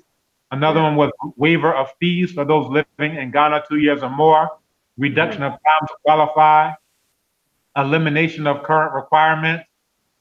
Investors and entrepreneurs should be treated as the same as any African all diasporans not born on the continent should have a different status, which is to say it's ridiculous for me to stand in line behind the British man who enslaved my ancestors, and we're both trying to get citizenship, and we both pay the same fees, and it's just absolutely insane and unjust. Accelerated processing for returnees with special talents, gifts, or exceptional projects. So these were some of the things that we discussed, a special liaison center, and we submitted that to them. Now, another thing that I'm doing on my own, so that was a policy that went to the government, is repatriate to Ghana.com. So I mentioned Bibi Tumi, where we teach the African languages, also repatriate to Ghana.com. And I've actually assisted several Africans, on different things. They want to know about citizenship. They want to know about land. They want to know about other things. So that's a tool and a service to assist others, with that. So I meet with them. I give them any of the things that they need in terms of land registration and just basically someone who has contact. So I know people who work at immigration right now where I can call them up on the phone and say, assist them. That's something that I wouldn't be able to do if I just got here a couple months ago. But because I've worked with these people, these are contacts I have. I have people who, deal with land, who deal with surveys, who deal with all these things because I've been here for 11 years now. Yes. So using my position, and there's a proverb that goes to the effect of, if your brother is sitting on the tree, you should never go hungry, for fruit. And just a sense of, because I'm already here, I should now facilitate others in being able to, take similar steps. So that's what, I'm doing on that front. Beautiful, beautiful, beautiful. All right, family. Well, you heard it here. You know what I mean? You have heard it here. You have heard it here. This has been a beautiful conversation so far. We're going to continue it for at least another 40 minutes. Yeah, and we might do a little bit of overtime, but we don't want to take liberties with our brother and our sister's time. So I'm going to share the link in the chat right about now. Yeah, there are two rules. Yeah, there are two rules. One is, always respect. You know what I'm saying, Jewel? Yeah, you'll be showing respect when you come through. Please do respect the panel. And the other one is come through with your mic muted. Yeah, for the sake of quality control, come through with your mic muted. We'll try to get everybody, as much people on as possible. But come in with your mic muted. You can ask a question or make a comment. And please speak when you are spoken to. Yeah, so until we come to you and say, all right, speak, then please keep your mic muted for the sake of quality control. I'm going to share the link now. So the link is sharing.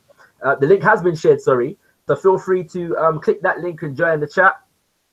You can ask Sister Shakina Chinedu or Brother Obadele Kambon anything that you like, kings and queens, yeah? Anything that you like. You know what I mean? I'll make a comment. You know what I'm saying? If you are a returnee or somebody who is planning to return, you know what I'm saying, feel free to share your experience also. While they're doing that, Brother Obadele, I do want to ask you a question in relation to this idea of judging Pan-Africanism by the governments in Africa. You know what I'm saying? Because I know you're doing work out there, as you mentioned just before we came on and during the conversation.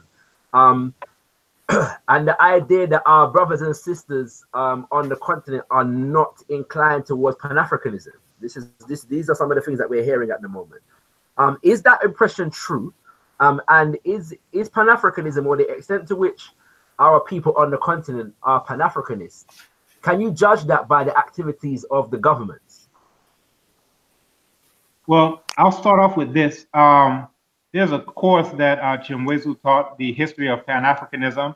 And unfortunately, a lot of the people who are talking about Pan-Africanism have probably never read a single book on Pan-Africanism. They probably never read the document produced by the 1900 Conference on Pan-Africanism. They, and I could go in depth into that, but people tend to be much more heavy on opinions and very light on knowledge, very light on research. And, that's something that gets you lots of views on YouTube. It does whatever for you. But I think it does a disservice to people. That's one. Now, coming to the topic specifically, I think it behooves us to understand that there are very few Africans either on the continent or in the diaspora. Why is that? And, I mentioned this in one of the classes. I said, in 1700, how many Africans do you think existed on the African continent? I would say very few, because what you have is people who identify based on their fragment, right? And you'll have people who will call themselves Wolof or Mandinka, or they'll call themselves Asante or Fante, they'll call themselves Yoruba or Igbo. This is their identity. And they have to, and I'll put this in the words of my Kikongo teacher, he said that Africans in the diaspora in many ways are more African than him, because he says he sees himself first as Lwozi, and then second as Manyanga, and then second, and he like listed all these 20, 30 different identities, going from town to region to clan to this to that, before he even sees himself as Congolese, before he sees himself as Central African, before he sees himself as Continental African, before he sees himself as an African, Black person who is related to all other Black people. He said that's just the hurdles that he goes through before he comes to that. Now, because of that being stripped away forcibly, Africans in the diaspora, if they have any consciousness whatsoever, and not a whole lot do, but those who do will say, yeah, I identify. If they see a sister from Brazil, that's a sister. If they see a brother from Cuba, that's a brother. If they see a brother from South Africa, that's a brother. All those types of things. So our default setting is Black people are Black people. We're all African people. Now, again, to come to this point, oftentimes Africans of the diaspora, because they're not aware of these, factors, it comes up that they're expecting continental Africans, because they're born on the African continent, to be African. That is not necessarily going to be the case any more than you could expect a diasporan African to be African, because even look at this thing, you have people who call themselves Americans, right? They would qualify biogenetically and phenotypically. If the police pull a gun on you, they don't ask, are you American, and ask for your passport. No, you're not an American. According to Malcolm X, he said, if you are American, you wouldn't be catching no hell. So if you're American, then how come there are more of you enslaved right now in the prison industrial complex than were enslaved in 1865? Where's your American? You understand? So that's one point. So not many Africans in the diaspora are African either, right? So now for us to expect the Africans on the continent are magically going to be African, that's not going to work. So step one is to actually create Africans, people who understand that to be African equals to be Black, and to be Black equals to be African. That's according to the people who invented the word Pan-Africanism. If you read that document, the declaration from the 1900 conference, they were very clear. That excludes the Arab invaders and all these other invaders who are here on African soil. So again, I wouldn't hold them to any more standards, especially when those who are doing the talking don't consider themselves Africans. They call themselves Americans. So anyone who calls himself American should not say anything about a continental African, because they are on the exact same par of being a sellout, identifying with a tiny fragment as opposed to identifying with the complete whole, which is being African. So that is the white rice calling the other rice white. You're doing something that's incorrect, and then you're talking about continental Africans doing something that's incorrect, and that's unacceptable. And again, it's because they have no knowledge about Pan-Africanism. They don't read about Pan-Africanism. They got thousands of opinions, but don't learn anything. They need to start learning before they open their mouths and talk about Pan-Africanism. And I'll close on that. All right. Well, Scotch bonnet, my people. You know what I mean? The live link here is in the chat. So anybody who wants to join the conversation, I know a couple of people have said that they're having problems joining. COINTELPRO is real.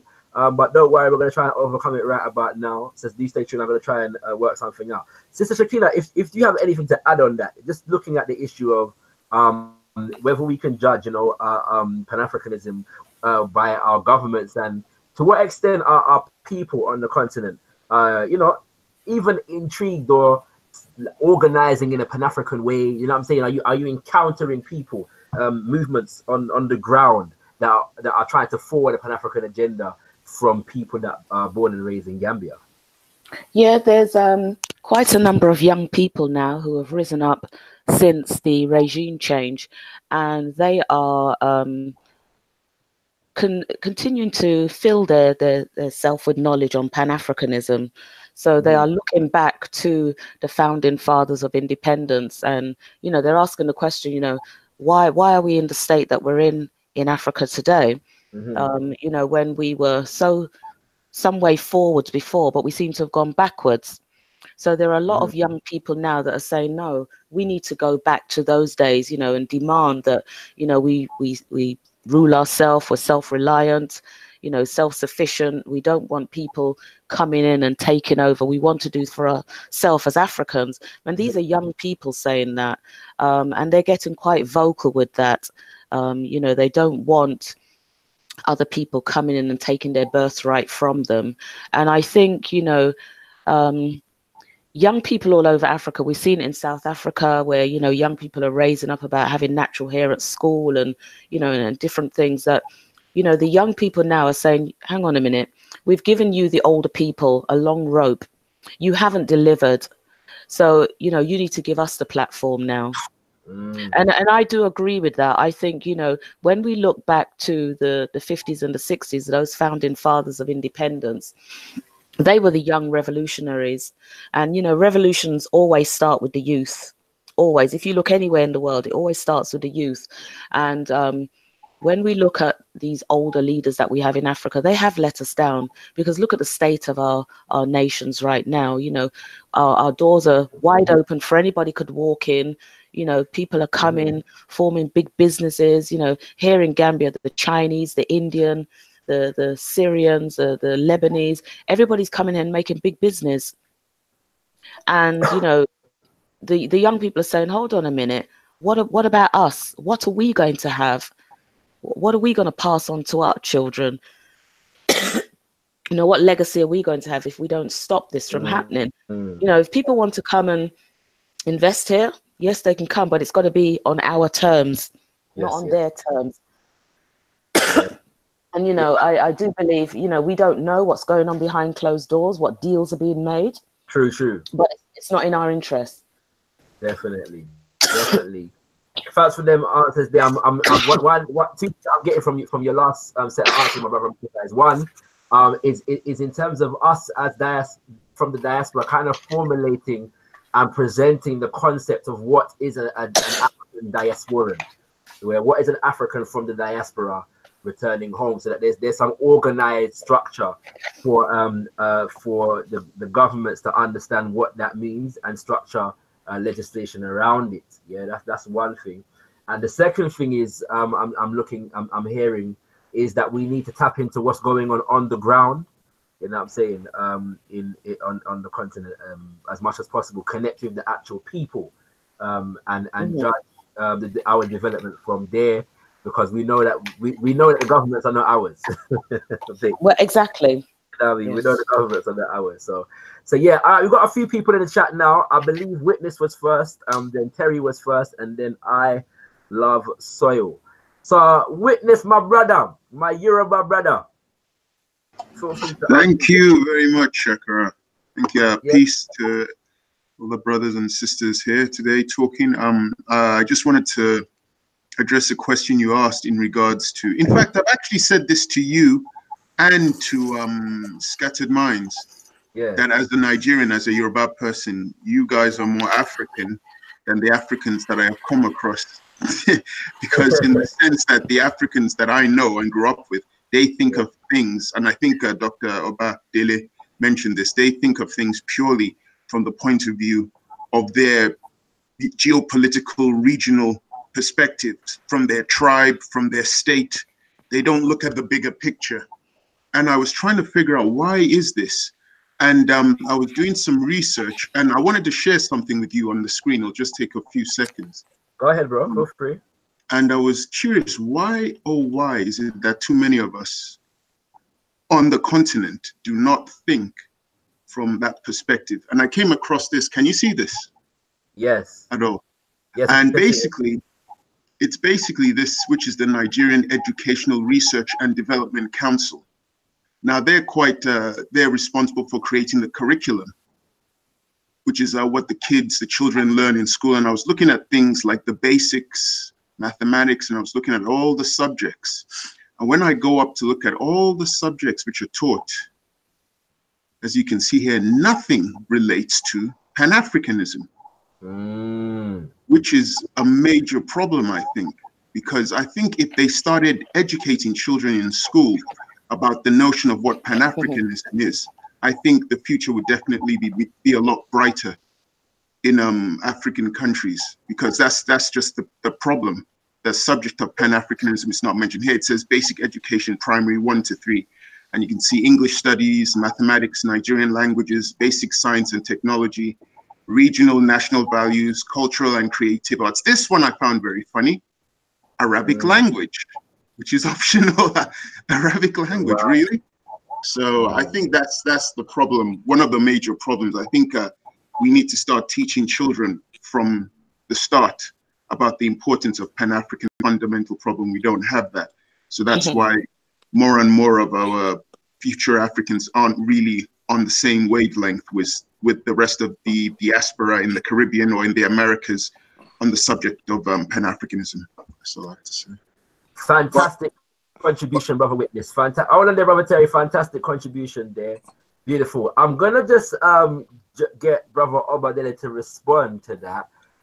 Specifically because he works in the university. And Brother Obadele, you know, when I came to the university, one of the things that was a major scandal, as I say, as though I don't come from Jamaica and the situation is the same, but the idea that the books of Nkrumah were not featured in the university library.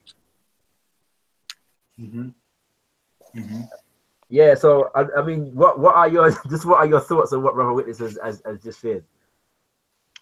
Yeah, this is actually something that came up recently because last year they had the 60th anniversary of the All African Peoples Conference. Yes. Right, and I spoke there on Haiti, Morocco, and the AU, and essentially. And I just put into the chat the 1900 Pan-African Conference resolution. The people who invented Pan-Africanism, this is their take on what they meant. And all throughout it, you'll see that when they say black, they mean African. When they say African, they mean black, and they say that very explicitly there. Now, at this All African Peoples Conference, this is where you had the shift, really before that in 1945, but the shift away from African meaning black to now African meaning whoever happens to be on African soil, right? And again, so this goes against what those who invented the term Pan-Africanism meant by Pan-Africanism. And even the name All African Peoples Conference is a bait and switch where they'll get you to come there by saying Pan-Africanism, but when you get there, it's all Africanism. And what this means is anyone who happens to be on the African continent, whether they be Arabs, whether it be Dutch Boers, whether they be whoever, you know, all African, right? So that's the bait and switch thing. Now, in the talk, I was talking about how Haiti in 2016 applied to join the AU and were rejected. Meanwhile, Morocco applied to join the AU, the place where they use the word abid, the same word for black person is the word for enslaved person. There in Morocco, they applied to join the AU and they were accepted. And the major change is in this fraud Pan-Africanism, this all Africanism that calls itself Pan-Africanism, but really is continentalism. It's an anti-black strain of virus in and of itself that calls itself Pan-Africanism. So, you know, this is a thing that even before we get to, are they teaching Pan-Africanism in Nigeria? The other more deep question is, what type of Pan-Africanism would they teach? Would they teach the real Pan-Africanism as invented by those who invented the term Pan-Africanism, where it means black people regardless of location? Or is it this fraudulent Pan-Africanism, this all Africanism, which means our very first enslavers, our very first rapists, our very first imperialists, our very first colonists, the Arabs who are in North Africa, where they get included like the AU, whereas the people to whom we owe the end of the so-called slave trade, the Africans out of Haiti, they get excluded, they get rejected on the grounds that they're not on the African continent. This is the major question on the table. Point taken. All right, with that, I'm going to come to Brother Terry. Feel free to unmute your mic, bro. Yeah, I just wanted to put onto that in its perspective. Like, my grandfather was a professor, and what you would find in what Brother Witness has given is that you've got to look at who's the head of education. Where's the head of education studied? Because before you can even become a professor in a university in Nigeria, they send you abroad to go and learn the European system, which you apply back into the African system. They don't really allow even the contents of even their own language, where you will find that they'll speak Yoruba or teach Yoruba in primary schools, but when they get to secondary schools, it's out of the window because it doesn't fit into the British or American curriculum. So there you would fall short. So when we're talking about Pan-Africanism, we have to bring a total and absolute new structure of education to the people, to giving them an alternative. But if you're going to go through the government system, it ain't going to work. Brother Terry, just to clarify, you're from Nigeria, right? You're another one. 100%. All right. I just want people to know that, innit? Put things into context. It's a Yoruba takeover, kings and queens, on the ShakaRa Speaks. But I'm following the Queen of Republic of Congo because she's the only one with a heart. I hear you. But just brother Terry. Yeah. Just because we've got brother Obadele who actually speaks Yoruba, yeah. So yeah. I want you to test him from it. Go on, test him. Kilo Shele. Kò sí nǹkan tó ṣẹlẹ̀ ṣé ẹ gbọ́ Yorùbá. Wọ́n gbọ́ Yorùbá dáadáa, Ìjẹ̀bú ni mí náà. Kí ọmọ pẹ́ kì í ṣe gbogbo wọn ọmọ Yorùbá ní ọmọ Yorùbá o. Ìdí rẹ̀ náà ni tí mo ti béèrè. It's a background noise. Òbúrò. Alẹ́ bára wa sọ̀rọ̀ àtìlẹ̀ òwe. Mo gbọ́ dáadáa náà. Mo ti gbọ́. Ìjẹ̀bú ni mo ti wá. All right. Stop showing off now. All right. Yeah, the listeners know that I ain't doing no children. Someone needs to mute their mic. There's their background noise. All right, cool. Yeah, just so the listeners know that, you know, like when man said he speaks Tree and Yoruba and Wolof and Swahili, you know, say he's chatting the truth.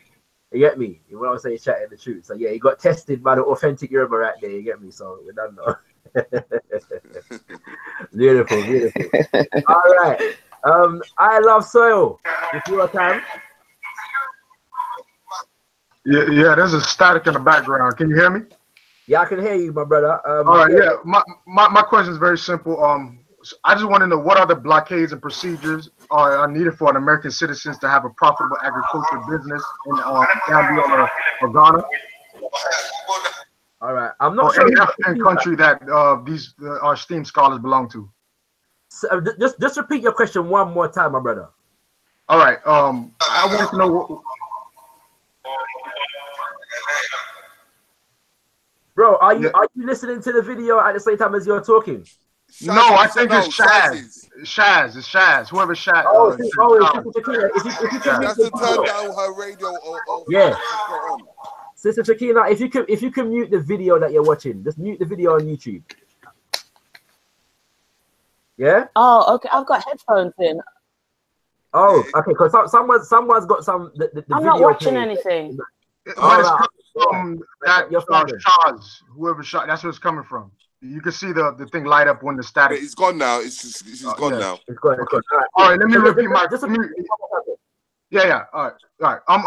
I want to know the procedures and blockades for an American citizen to have a profitable agriculture business in Gambia or Nigeria. Or Ghana or any African country that these esteemed scholars belong to. Thank you very much, my brother. Right, Sister Shakina, I'll start with you there. The brother wants to know about any procedures or blockades for starting an agricultural business in Gambia. I don't think there are any blockages because it's something that that's our main resource in Gambia. We haven't got minerals like other places in Africa. You know, we grow a lot of peanuts and mangoes and cashews and things like that. So we are quite an agricultural nation.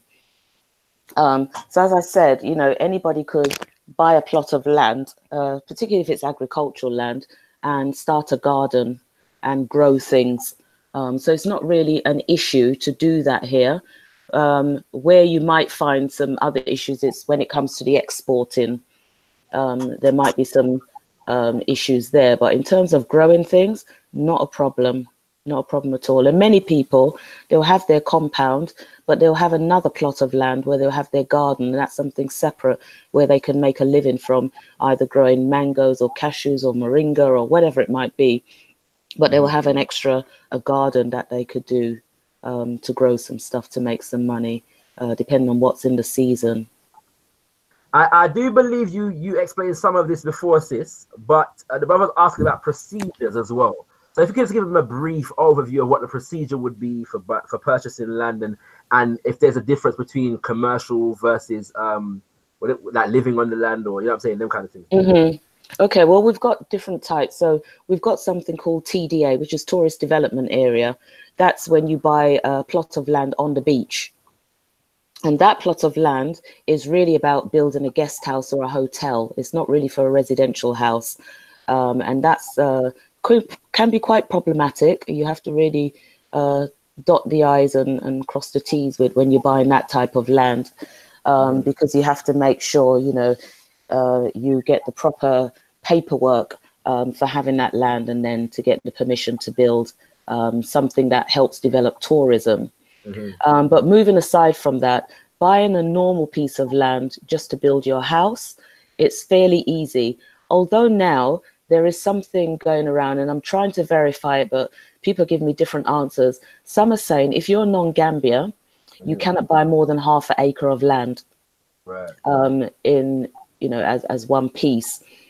Some people say no, it doesn't matter. So I'm not sure what the real law is on that. Some people say it is written down in law. Some people say it's not enforced. So we're not sure. So what they're saying is that you can buy larger than 50 by 50 if you either start a company where the company entity is like a Gambian representing that land, or you can buy it with a Gambian, or you can buy it with two people. So let's say you had 100 by 100. So my name would go on 50 by 50 and your name would go on 50 by 50. And that's how you'd get around that. Beautiful, yeah. Beautiful. So there are ways you can get around things here, if you know the system, and of course if you grease a few palms. Before you start, can you give me an estimation of the price range in US dollars or UK pounds for an acre, so I can estimate, I'll extrapolate how much I would need for a decent agriculture operation? Okay, I mean, it really depends where you're buying. Now, we have a couple of areas here that a lot of returnees are gravitating to, and it's an area called Sanyang and Gunjur. They're out in the country, beautiful, picturesque places in the countryside, and a lot of people are gravitating towards those areas. Now, those areas are going up in price quite a lot. So you might get, let's say 50 by 50, you might pay, let's say 400,000, which is probably about £5,000 for a piece of land. You can go bigger and pay up to, I mean, somebody came to me to buy a piece of land recently, and I think the land was worth about £10,000. Just this week, I helped a lady buy 4 pieces of land. 2 were on the beach and 2 were behind. And she paid in total £19,000 for 4 pieces of land. Those pieces are about a quarter of an acre because they're about 20 by 25. So let's say just under a quarter of an acre. But you could see, you know, there's different prices depending on where you buy. I went upriver last year, bought a small plot of land, and it cost me £700. So it really does depend where you want to buy and the price, and the size. So it's the location and the size. But the thing is, land is going up a lot in Gambia now because everybody's coming to Gambia because it's small, it's peaceful, it's easy to navigate. If you want to come to Africa, but you know, you think, where can I start? Gambia is a good place as a stepping stone. 100%. Yeah, the economy is good. You know, you're still getting 60 odd Alessis to the pound, so your money can stretch quite a long way. As I said, it's peaceful, it's friendly. The crime is very low, so it's a very easy place to navigate. especially if you want to use it as a stepping stone to somewhere else. Yeah, and one more thing, can you reiterate the three crops you named? You named moringa, peas, and something else. Oh, we grow a lot of ground nuts, so that's our main agricultural thing that we grow. We have a lot of mangoes in the country. Yeah, mango is it? Yes, mangoes. Moringa, baobab,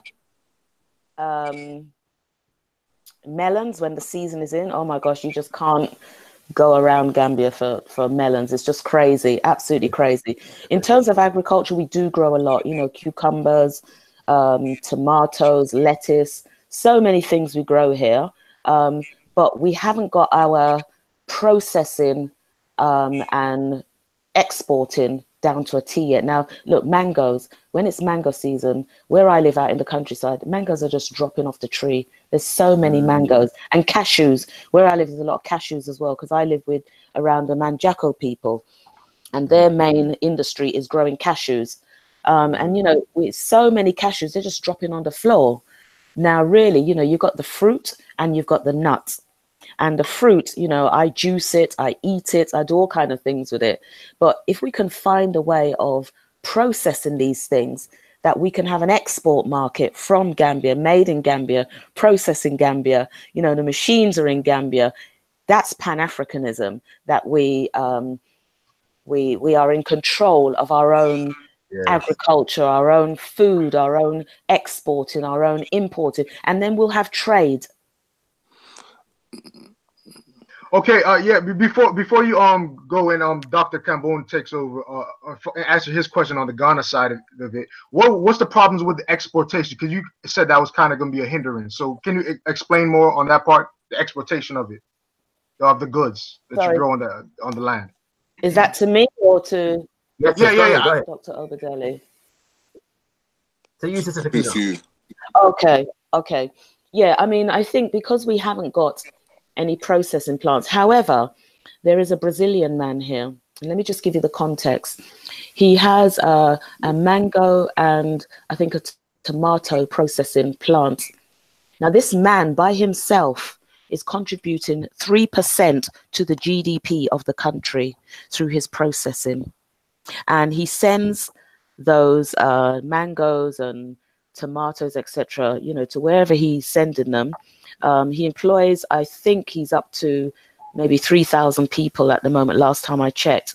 But you see, this is one man who has a processing plant doing that. So what is stopping us from coming home and opening processing plants where we can grow orchards of cashews, mangoes, moringa, baobab, sorrel, or, you know, hibiscus, whatever you want to call it. What's stopping us from doing that and opening plants so that we too can export our goods? I'll give you one example. There's the supermarket Waitrose. They sell a brand called, I think it's Aduna. Now, if you look at the price of moringa, they might have, I don't know, 100-gram tin of moringa, and they might sell that for £8-9. Mm-hmm. So you see what I'm saying? Everybody else is coming here and they're making money from us, when really we should be controlling that and saying, okay, if you want to do A, B, C, and D, one, you'll pay a lot of tax in the country to go towards developing the country. You will employ our people, and there's only so much that can leave the country. We need to put stringent measures in place, not just allow people to have a free-for-all, make a lot of money, and don't bank the money here, but send the money back to their respective countries, because that's exactly what's happening. Yes. Because don't you find? Right, one sec. I want to get Brother Obadele to answer these questions. Okay. And I've given my brother, I do love soil. So I love soil a bit more leeway because he's asking some very specific questions that I'm sure all of our listeners would benefit from. So, Brother Obadele, same question to you. The first question was about procedures and/or blockades for developing agricultural business in Ghana. Right. So, you have different types of land here as well. You have stool land, that is to say, the traditional ruler sit on a stool, so that means it's owned by for lack of a better word, a royal family. You have family land, and then you have government land. And sometimes there's an overlap, especially if the one family is also the family that's on a stool. Now, as I was installed at Ekwapia Mampong, along with that comes access to land. So we have me personally, and then the family that I was adopted into, have access to hundreds and hundreds and hundreds of acres of land. And it's right there for anyone who is interested in doing major agricultural work. So right now it's for the most part laying fallow. And then there are just a few settlements in there, like, you know, maybe about 5 houses here, 10 houses there. But when I was first being installed, the Bamohene, that's Nana Sechia Dipo, he asked me, you know, am I interested in doing something like a moringa farm or a mango farm or anything of that nature? Now, what this is this family land, and essentially they're interested in developing that land for agriculture. Now, I didn't have anyone who was interested in agriculture at that time, but since then I have a couple people who are interested in solar. That's also something that that family is interested in, that if you also wanted to do solar, that they would allow that land to be used for that as well. So essentially, and that's because that's family land. So when it's family land, it's up to the discretion in terms of how it's used. Now, the land that I purchased it outright. Now, the way it's supposed to work is that if you're not a Ghanaian citizen, so forth and so on, you can only lease land, you can't have a conveyance, whatever. And that lease is supposed to be 49 years. Ghana, however, works in such a way that things happen the way that they happen. So for me, even though at that time I had US citizenship, I was able to get the land as freehold land. And of course, now I have Ghanaian citizenship. So, you know, the way that things work, you can get freehold land, especially if it's coming from a family. And just in the course of the discussions, like for me, I went there, I poured libation, I'm speaking, I'm doing all these things. So they're like, yo, this guy, he's down. And, you know, that led to that other people, they have different experiences. But really, the way the situation presents itself to you is very heavily dependent on how you present yourself to that situation. Are you coming saying, you know, all right, I'm an American and blah, blah, blah. Are you coming, I'm an African, I'm repatriating? So essentially, the way that you're received is very much tied to how you approach that situation. So in terms of just directly answering, that there aren't barriers per se, that if you are coming and you're interested in investing, then just let me know and I can put you in touch with those who have the land, access to the land, and what you would need in order to make that happen. Do you have any price ranges to offer, brother Obadele, price ranges for land? For that one, it's if you are coming to use the land, then you would be able to use it without paying. It's just because it's something that would develop the society. Now, there are other, matter of fact, I took a brother to see 15 acres there. And for that, you can look at somewhere around 5,000 Ghana cedis per plot. And that's somewhere around $1,000 per plot. And that's a little bit out away from the town. Where my land is now, that I mentioned when I first got it, it was 3,500 Ghana cedis. Now that land, people are starting to build there. So now that's gone from 3,500 to 15,000 Ghana cedis per plot. And that's the way it works, that if you're willing to get it when it doesn't look like much, then by the time it starts to look like much, that land will, you know, appreciate in value exponentially. But again, if people are serious and they're interested in more details, you can contact me directly, repatriateToGhana.com. This is what I do in facilitating those who are interested in making land deals and other deals of that sort. Well, definitely we're going to be talking. I got experience. I worked with the U.S. Department of Agriculture before. I had got scholarship from the U.S. Department of Agriculture to study agriculture in the United States. So we're definitely going to talk. I'm all about sustainable agriculture, and I do love the land. I know how you said libations. I treat the land like it's my own body. So I understand what you're saying. So definitely we're going to talk in the future. Family, I am totally enjoying this conversation as though I'm just a spectator. You know what I mean? You know, just taking it in. Thank you, my brother. I do love, sir. I see you in the chat quite regularly, my brother. So I didn't even know that you was from the States still. so you know what I mean? We're international out here. It's been a beautiful international call. I see my brother E. I'm gonna come back to you, brother Terry. Yes, so no, hold tight. But my brother E Black is on the call as well. So I was gonna give him an opportunity to have a word, my brother. Go ahead, my brother. Brother E, you never out? E Black disappeared. Yo, can you hear me?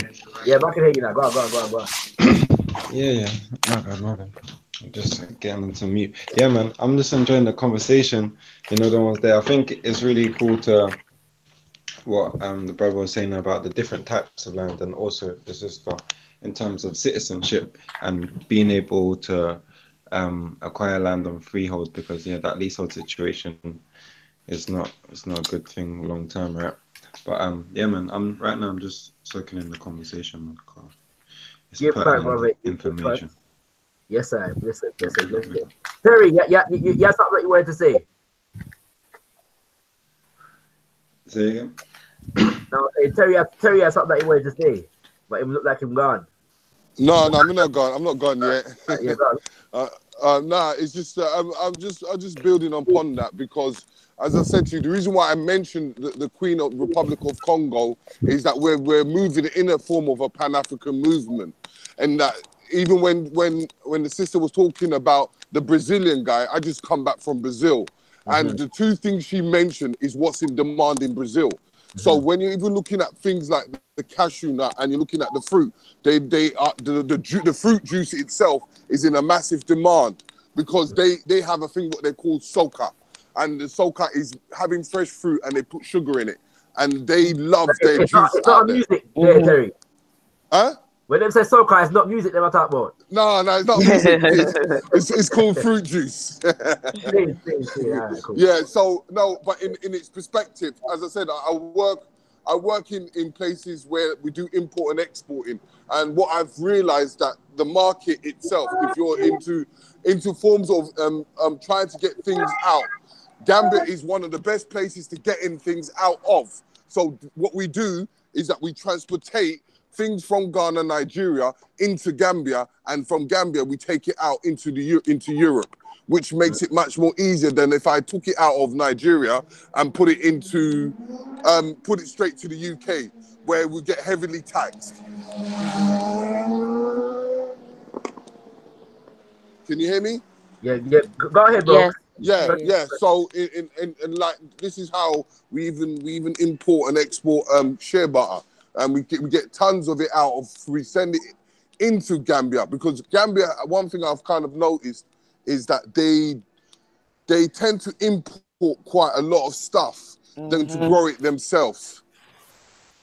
That's true. That's absolutely true. Well, on that subject, Sister Shakina and Brother Obadele, because you're both in West Africa, and one of the things that has been spoken about from ever since there was a term Pan-Africanism, really, was the relaxation or abolishment of the borders. Yeah. Now, obviously, that's not going to happen right now. But to what extent, from your experience, is West Africa communicating with each other, the various nations developing political, economic, or cultural relationship to facilitate certain kinds of trade among the West African nations? Now, I mean, in terms of West Africa, we have the ECOWAS, yes, which is, the passport and the almost like our CARICOM in the Caribbean. However, I'm not convinced that we are working together. We still love these borders that were created for us, instead of breaking those down. So, if there's any problems, the ECOWAS soldiers will come in. They're still here since the 2016 elections. They are still here on the street, mainly from Nigeria and Ghana. So, they'll support each other like that. But in terms of trade, proper trade, I don't see enough of that going on. And I think it's because we're still very precious about these borders that were created for us. And this is why I say that, you know, our leaders have to do better by us. For me, I don't recognize the 52 countries in Africa because we are bigger than that. We had empires. We didn't have little countries. We are much bigger than that. And I think when we get back to that, our self-sufficiency will be a lot better. Because, you know, if you look at things like the Mali and the Songhai Empire, how wide that spread, just look at the trade we could be doing with each other, which makes us stronger. It means other people can't come in and take over a little small nation. So, you know, someone like Gambia, you know, if you see the amount of people that have come here to make business. Now, if we were doing trade with other people, they wouldn't be able to do that. We'd be able to say to them, excuse me, where are you going? Yeah, but because we're not in control of our borders and our trade, it's very difficult. I mean, even just for me to go over to Senegal, you know, fingerprinting, yellow fever card, all kind of nonsense. Senegambia is one place. I should be able to just walk across that border. Yeah, so we're making it more difficult for ourselves. All right. I would say that in order to achieve a brighter future in Africa, we would literally have to create something new. Because some of the Pan-Africanist ideas that we think of, I don't personally believe were inherently in Africa. Like, for instance, this idea that we should unite as a people within that continent and have freedom of borders. I don't think that really existed hundreds of years ago. I think people were very proud of their tribes and had their own things. Like, you had the walls of Benin, they literally had a wall around their own kingdom. So, I mean, we're talking about no longer having borders, which is a great idea, but I think it's a new thing that we would have to create for the future. We can't keep looking to the past. I think we have to create a new idea, and I think we're already doing that with the way we look at Pan-Africanism. Pan-Africanism has become fluid, and it is changing in the 21st century from what it was in the 20th century. So, but witness, just on the one occasion though, in the walls of Benin, you got to still understand they still negotiated with Igbo people because they took control of Lagos. So when you see Lagos wasn't just one part Yoruba, one part this. The Benin would let the Igbos have a control over it. That's why you had different types of kingdoms within Lagos itself.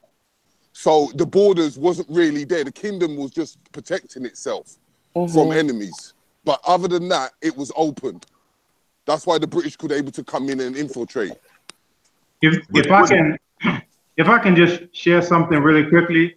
When I was in Ethiopia, I was at a conference on IT and teaching of African languages. And when I was there, I met a brother from Sudan. And he said, yeah, I'm from Sudan, but my people have been here for about 100 years.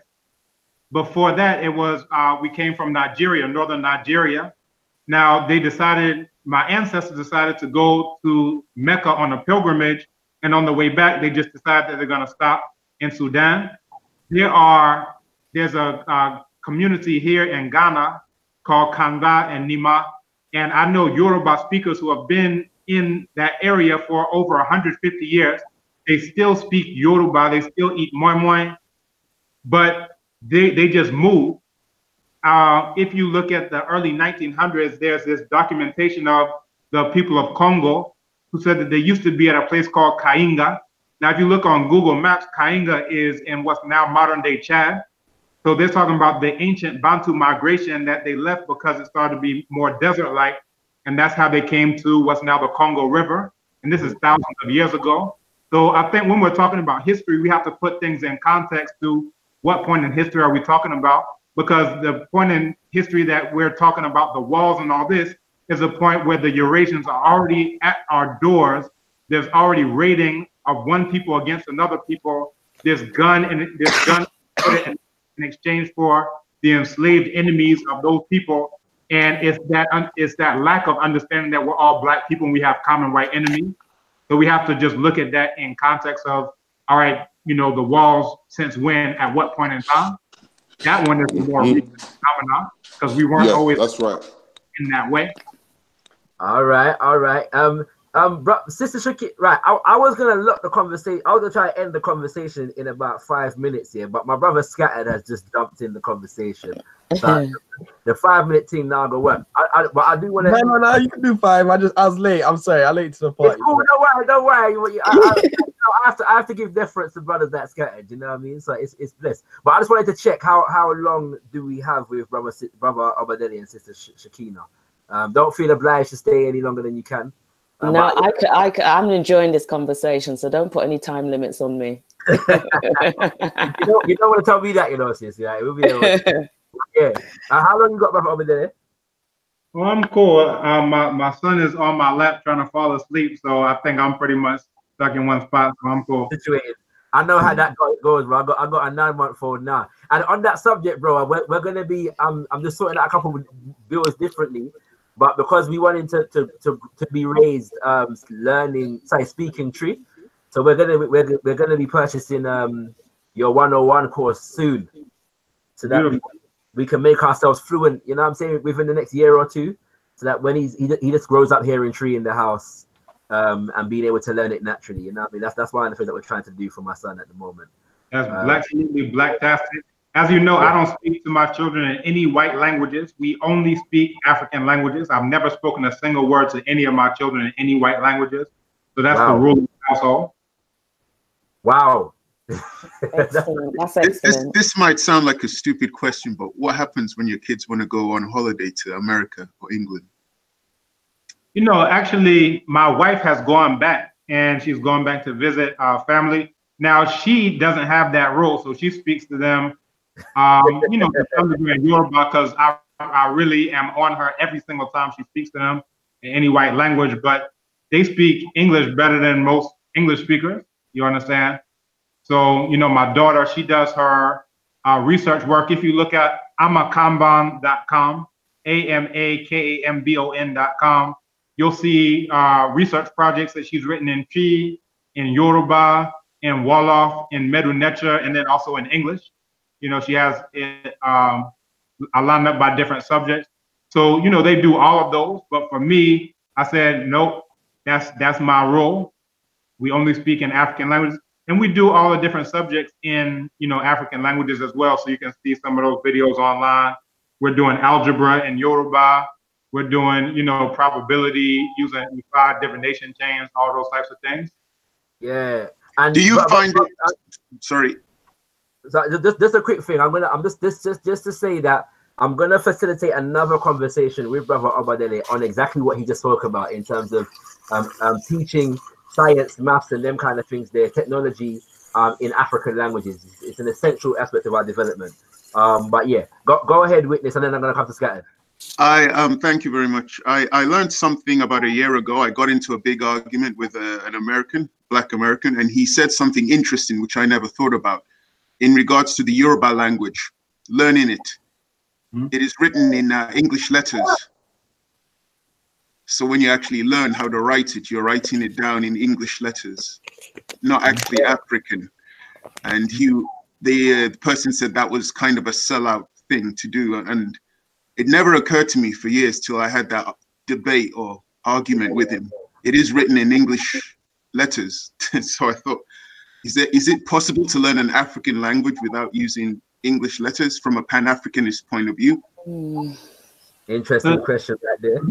This is really a great question. Now, earlier today, I've taught a course called Intro to African Languages. And as part of Intro to African Languages, I actually showed them that, one, there's no such thing as English letters. So the English people have never developed a writing system, and we're still here in so-called 2019 waiting for them to develop their writing system. And I actually showed them a graphic that I actually grew up with on the inside cover of the dictionary. It showed this, that the Latin script is what English is written in. Now the Latins developed their script from the Greek script, and the Greek script is directly derived from Medu-Neter. So these white people who we associate writing with, to date, they have still not developed a writing system. And I'm gonna put that here in the chat so you can see the exact same chart that I showed to the students. So that's one. And then two, we have various scripts and various means of writing throughout the continent. And that's another thing that we covered.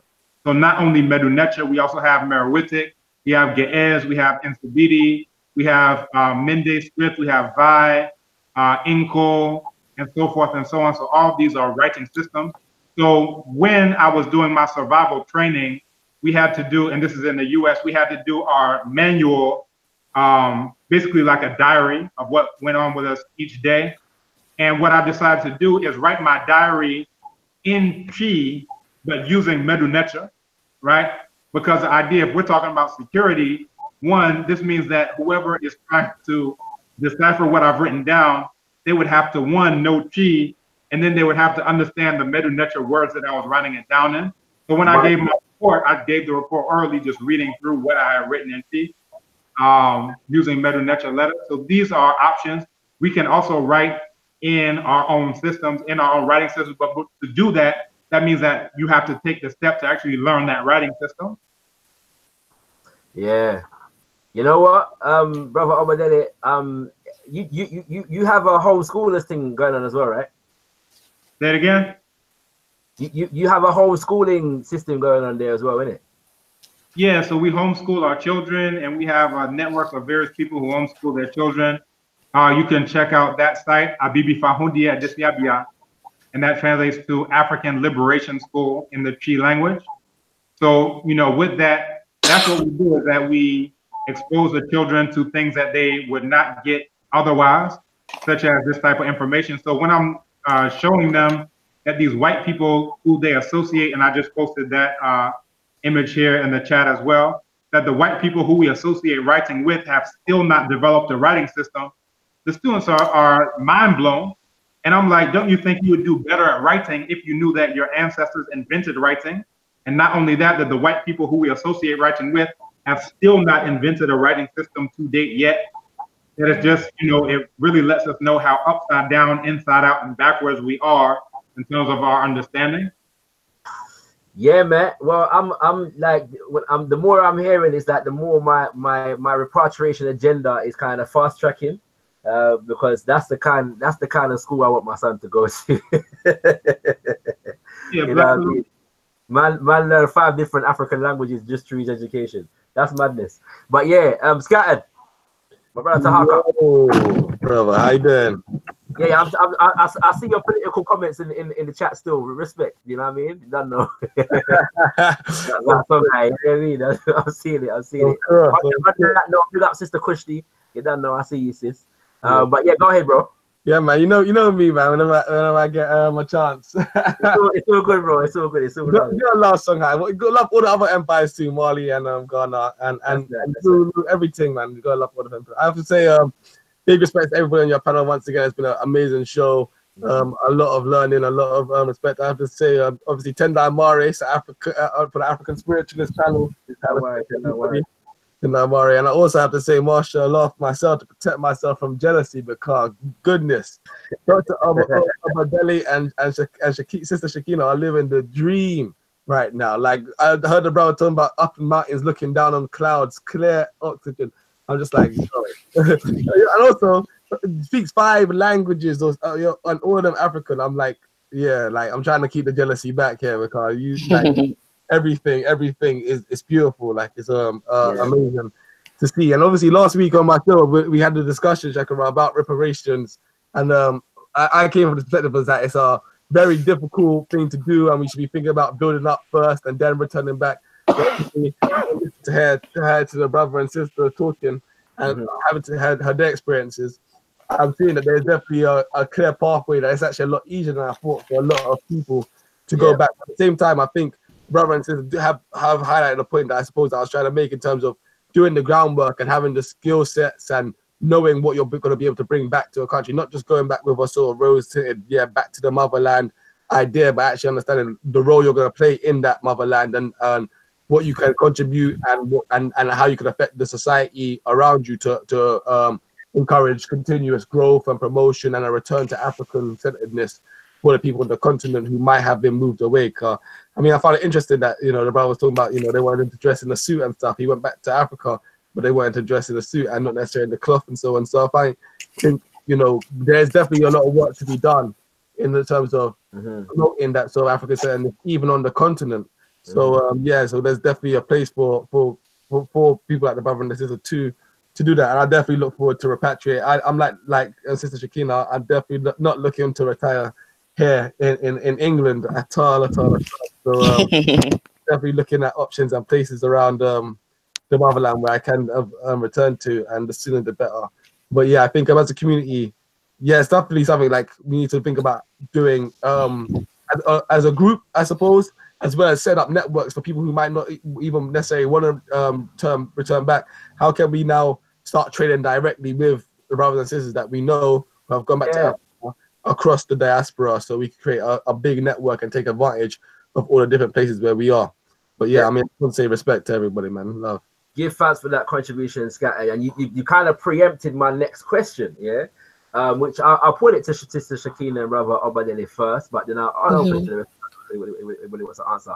But just in terms of, there are many Africans who are not necessarily going to move right now or anytime in the next 5-10 years, but want to establish consistent and meaningful relationships. And so in the sense that the Africans on the ground, be they continental in terms of by birth or diaspora and returnees, obviously need to be establishing, methods and institutions and frameworks for Africans who are in the diaspora to connect, invest, help to build, trade, whatever it is with the continent. So what are the avenues that you both see for that kind of relationship? Do you know what I'm saying? So even when Africans are not necessarily moving back in their hundreds or thousands, a consistent relationship and connection that is being maintained across the waters. Okay, you know what I always say? If you do nothing else, just buy a piece of land in Africa. Right. Because for every piece of land that we buy, we're taking ownership back from somebody else. But if we leave those lands available, other people come in, buy up the land, and they are buying up a lot of land. When I'm talking about other people.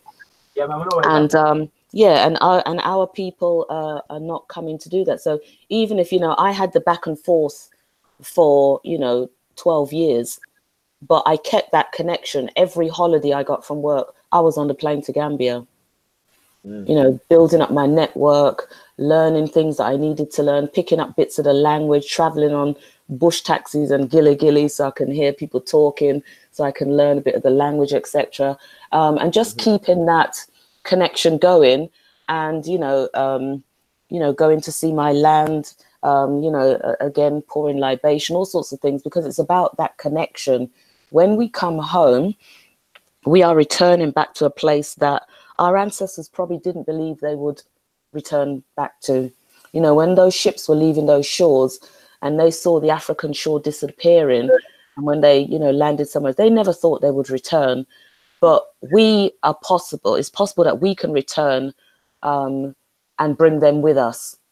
So it's really important. And I'm not saying everybody has to leave at once, but, that place that we've lived in, the incubator, as Dr. Henrik Clark calls it, it's not good for us. It's toxic. People are stressed. People are losing their mind, physically, mentally, spiritually. That place is not good for us. It really isn't. So I would say to people, even if you just come once a year to reconnect, get some of that vitamin D in you, eat some fresh food, see people that look like you, you've got to do that, even if it's once a year, because then when you go back, you're in a stronger position to deal with the madness that's there. And I mean, I got to a point where I just couldn't stand the UK anymore. I really couldn't. I just hated it, absolutely hated it. But, and when I, sold my house and packed up and everything, when I bought my one-way ticket, I tell you, I can't even describe that feeling I had when I knew that was it. A one-way ticket wasn't coming back. Yeah. What's it called? Luciano, I'm sure when you one-way ticket, Yes. I remember the tune there. Give me a one-way ticket. Yes, that's right. Yeah, so it does make a difference. And I think, our people, if they can take small steps, there's many of us here to help them. We're not going to let them come and get nyam in any way. So they come, they can enjoy, what they need to enjoy in Africa. But then think, when you get to 50, 60, 70 years old, where do you want to be? Yeah, arthritis, stroke, all kind of something's going on in the UK. But we can reverse those things here. We can come and have a more holistic lifestyle, a healthier lifestyle. And, you know, our people need to step out in faith, really. I know that CNN and BBC are trying to tell them, you know, Africa's this, Africa's that. But I would say come and see for yourself and come with an open mind. Come with an open mind. You have to. You're not going to find Tesco and EastEnders here, but you're going to find so much more better. Beautiful. Brother Witness, check the back chat, yeah, because there's some stuff there that I think you might be interested in. So check the back chat, Brother Witness, all right? Thank you very much. Make your own EastEnders and thing over there and Tesco's, man. Yeah, that was it. Brother Obadele, you wanna respond to that? Yeah, so just in terms of generally speaking, I would also, you know, I have an initiative that we're doing through our BB2Me, and it's actually a brother who is based in Namibia who mentioned that what they do is that they have a group where they come together, they cook food, they eat together, they grow food together, they read together, so forth and so on. And there's not an organization, they don't have a name, they're just being African, right? You know, they do a ritual, you know, they learn Medunetra together, they do Bois Caiman out of Haiti, you know, the ritual that set off the revolution. So I found that to be very inspiring. So essentially building community there. And the idea was building community no matter where we are. So we're looking at doing similar things here in Ghana, just beyond the lecture model, but to establishing communities and interrelating with more authentic relationships. Yeah. So what we've done through our BB2Me is that we've set up a model where we come together, you know, not too different from what we're doing right now, but Africans in various places of the world. We come together and we discuss the same books we're reading together. We set up our houses in similar ways. Where's your red, black, and green flag? Where's your altar to the ancestors? And essentially it's about mutual accountability. So for those who are not looking to repatriate, so one thing is I always encourage people to divest from financing our cave beast Neanderthal enemies. But for those who are not able to do that, I recommend that they divest as much as possible. So one way of divesting is, you know, by growing your own food, doing this, that, and the third, until you can divest on a greater level, which is by, and, you know, I put it like this, anytime an African repatriate, it's like robbing the white bank of $1 million, because all of that money that you would have been spending over 10 years, 20 years, you know, is not going to be spent there in, you know, Whiteyville. It's going to be spent here in Africa. So that car you would have bought, that mortgage you would have paid, you know, that food you would have eaten, that water you would have drank, all those in the entertainment concerts, instead of going to finance your enemy, is staying here and circulating in Africa. So I would always encourage people, until you can divest at a higher level, try to divest on smaller levels through what you wear, through what you eat. The sister Shakira mentioned being vegan. I've been vegan since 9 months before I was born. So, you know, we can come together on the food that we grow, together, all of these types of things. And, you know, I think that that's really the way forward.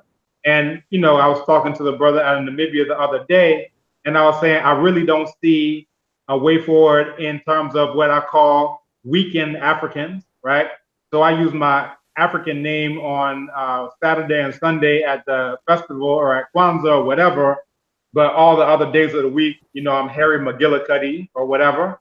So if we're working for our enemies 5 and 6 days a week, and then I devote 1 day of the week, a couple hours out of 1 day of the week to now work for African liberation, that's not the way to win. It's like 1 step forward and then 6 steps backwards.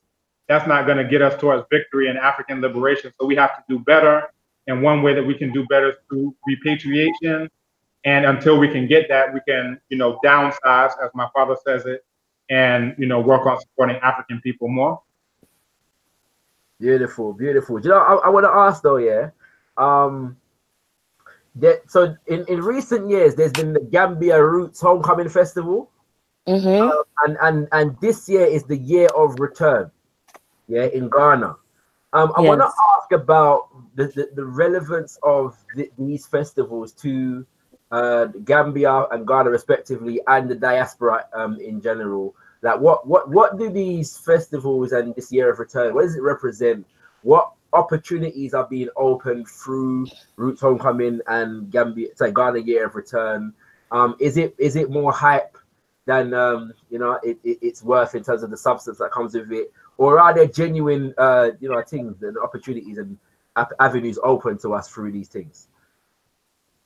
Okay, so in terms of the Gambia Roots Homecoming Festival, has been running since the late 90s, and it's really about the connection, because remember here we say that Kunta Kinte came from Gambia, from the village of Jufure. So we're celebrating all that, but sometimes I have to ask the question, okay, so we know about Kunta Kinte and Jufure and all these places, but yet when we come home, we're still having to fight for citizenship. So there's a bit of a misnomer, really, that, we're celebrating it on one hand, our connective roots to our ancestors and those that were taken away, etc. But still, when we come home, we're still having to prove who we are. So that's quite confusing to me at times, really, that, we're still having to do that, when really, as soon as we get here, my dad was saying to me when he saw that video, the second video, he said, "Why are you fighting for citizenship?" I said, "But Dad, what you don't understand is that, the mind here is still colonized. It's not as free and as open as we think it should be, because, the colonizers are still here doing their work here in Africa on the continent. So when we come home, we're still not really recognized. We still have to be telling people that, yes, we're from the Caribbean or wherever, but those were just places that we were dropped off. That's not where we're from.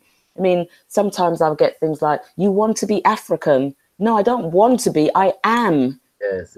Yeah, so it's that kind of narrative and conversation that we have to have with our people sometimes, because they still don't get it. And even when, Gambia entertains a lot of reggae artists, so Luciano, Morgan Heritage, Chronix was here the other day, Luton Fire was here, Beanie Man, a lot of Jamaican artists come. Spice was in the house. Oh Lord, yes, she was. I'm a bit old-fashioned like that. I don't know if I want our young people to see those things. I've got a love-hate relationship with Spice. I'm not okay. I have a love-hate relationship with Spice. She's very talented. Spice. But she's very talented. But the subject matter at certain times leaves a lot to be desired. Yes, but I do appreciate the talent. You know what I mean? Yes. And the Black Beauty. Yes. And then we've got Christopher Martin coming next month. Okay. He's coming too. So, there's that connection, especially with Jamaica here. But still, I'm not quite sure. I think the people, some of the people recognize who we are and are quite happy that, we are coming home and we're doing things. But it's the higher echelons, the governments, who are not, really stepping out and saying, look, our people are coming. What are we going to do for them? How are we encouraging our people to come? And I think our governments have failed us by not really reaching out and saying to the diaspora, you need to come. I know Ghana's doing something, and not to tread on your toes, Dr. Obadele. For me, yes, it's good to say, right of return, year of return, right of abode. But really, I haven't heard anything about offering citizenship. Right. So to me, they've fallen short still. They've fallen short. So I'm saying to Gambia, with this movement we've got here, if you can be the first in West Africa, everybody else will follow you. Yes. So let's set the trend. Let's set the trend of, this fast track citizenship, and then everybody else will follow and say, look, okay, our people are coming home. Let's do something for them. Because what they don't realize that we are coming with a vast amount of skills. Yeah, it's unfortunate that we were taken away, but it's worked in our advantage as well, because Dr. Obadele's got a PhD, I've got a master's and a law degree, other people are coming with other things. We can use these skills to build Africa up. And remember, Africa was always the hub of education. It's not something, I don't give the white man credit for what he doesn't do. We were the ones that had education. So there's nothing wrong with educating ourselves, but it's what we do with it. Can I jump in there, Shaka? I just ask a question. Yes, of course you can. Yeah, I just want to ask you if that is a lot of what I was saying actually last week in the conversation was having. I agree with that a lot in terms of the idea that we're not necessarily getting offered citizenship, and some of these things are things we have to think about before we try and get right of return. But is there, can I ask, a concerted effort possibly like in Gambia? Because I heard what you're saying there, like where you're pushing towards the government, that if they're the first, other countries will follow. Is there like a concerted lobbying effort towards the government from repatriates and like other returnees and from maybe even the people themselves of the country to say, yeah, like this is a law that we need to change? Is there an effort to do that, or to lobby, or to try and get political support for that, or is it? Right. Well, as I said earlier, I'm working with closely with one of the opposition parties who subscribe to Pan-Africanism. So the second video, when I went away with them for the weekend, that was my opportunity to speak to the Congress to say, look, if you have any motions, please add one of our motions, which they have. So they have a motion now in their party about repatriates and what they can do with them, working with them. So that's quite key that we have that support. In terms of the government, we're really trying to do that through the rewriting of the constitution that they're doing right now. So as I said, last November, I went and did a presentation, submitted some evidence, and they said, you know, when I spoke to them the other day to say, you know, where are you now? They've collected all the evidence now. They're going through it with a fine-tooth comb. And then when they make the first draft, then, you know, that will be seen by the Assembly House for them to make some decisions in terms of what's in that draft constitution. But before that happens, my plan is to go to the Assembly House and have an audience with them to say, look, this is going to be coming. I want to get an idea of how you're going to vote towards that. What's your thoughts on us coming home, offering us citizenship in a fast-tracked way, and how we're going to deal with things like dual citizenship as well. Yeah, that's good. Like, that's definitely all right. Beautiful. Brother Obadele, you want to address Ghana Year of Return?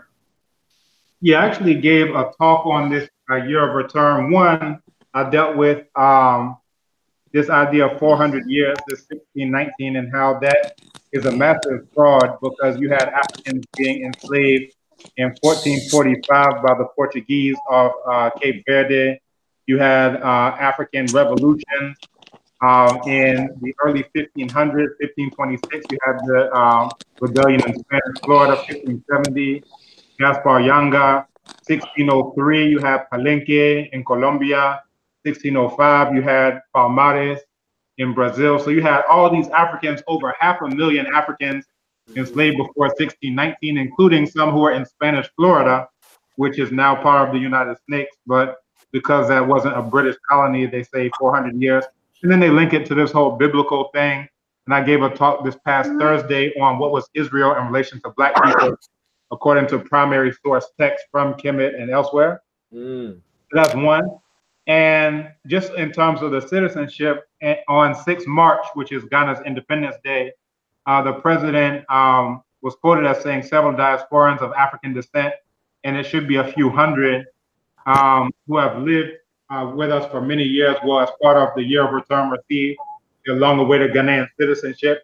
And this was really the statement that all of us have been waiting on, because everything else, they're talking about Year of Return, not Year of Repatriation. That's an entirely different thing. So in the talk that I gave, I actually really went in on the president and all of these folks that, all right, you're talking about return. Is it what? Return to be an ATM, or is it return to actually, you know, have citizenship in the spirit of reciprocity?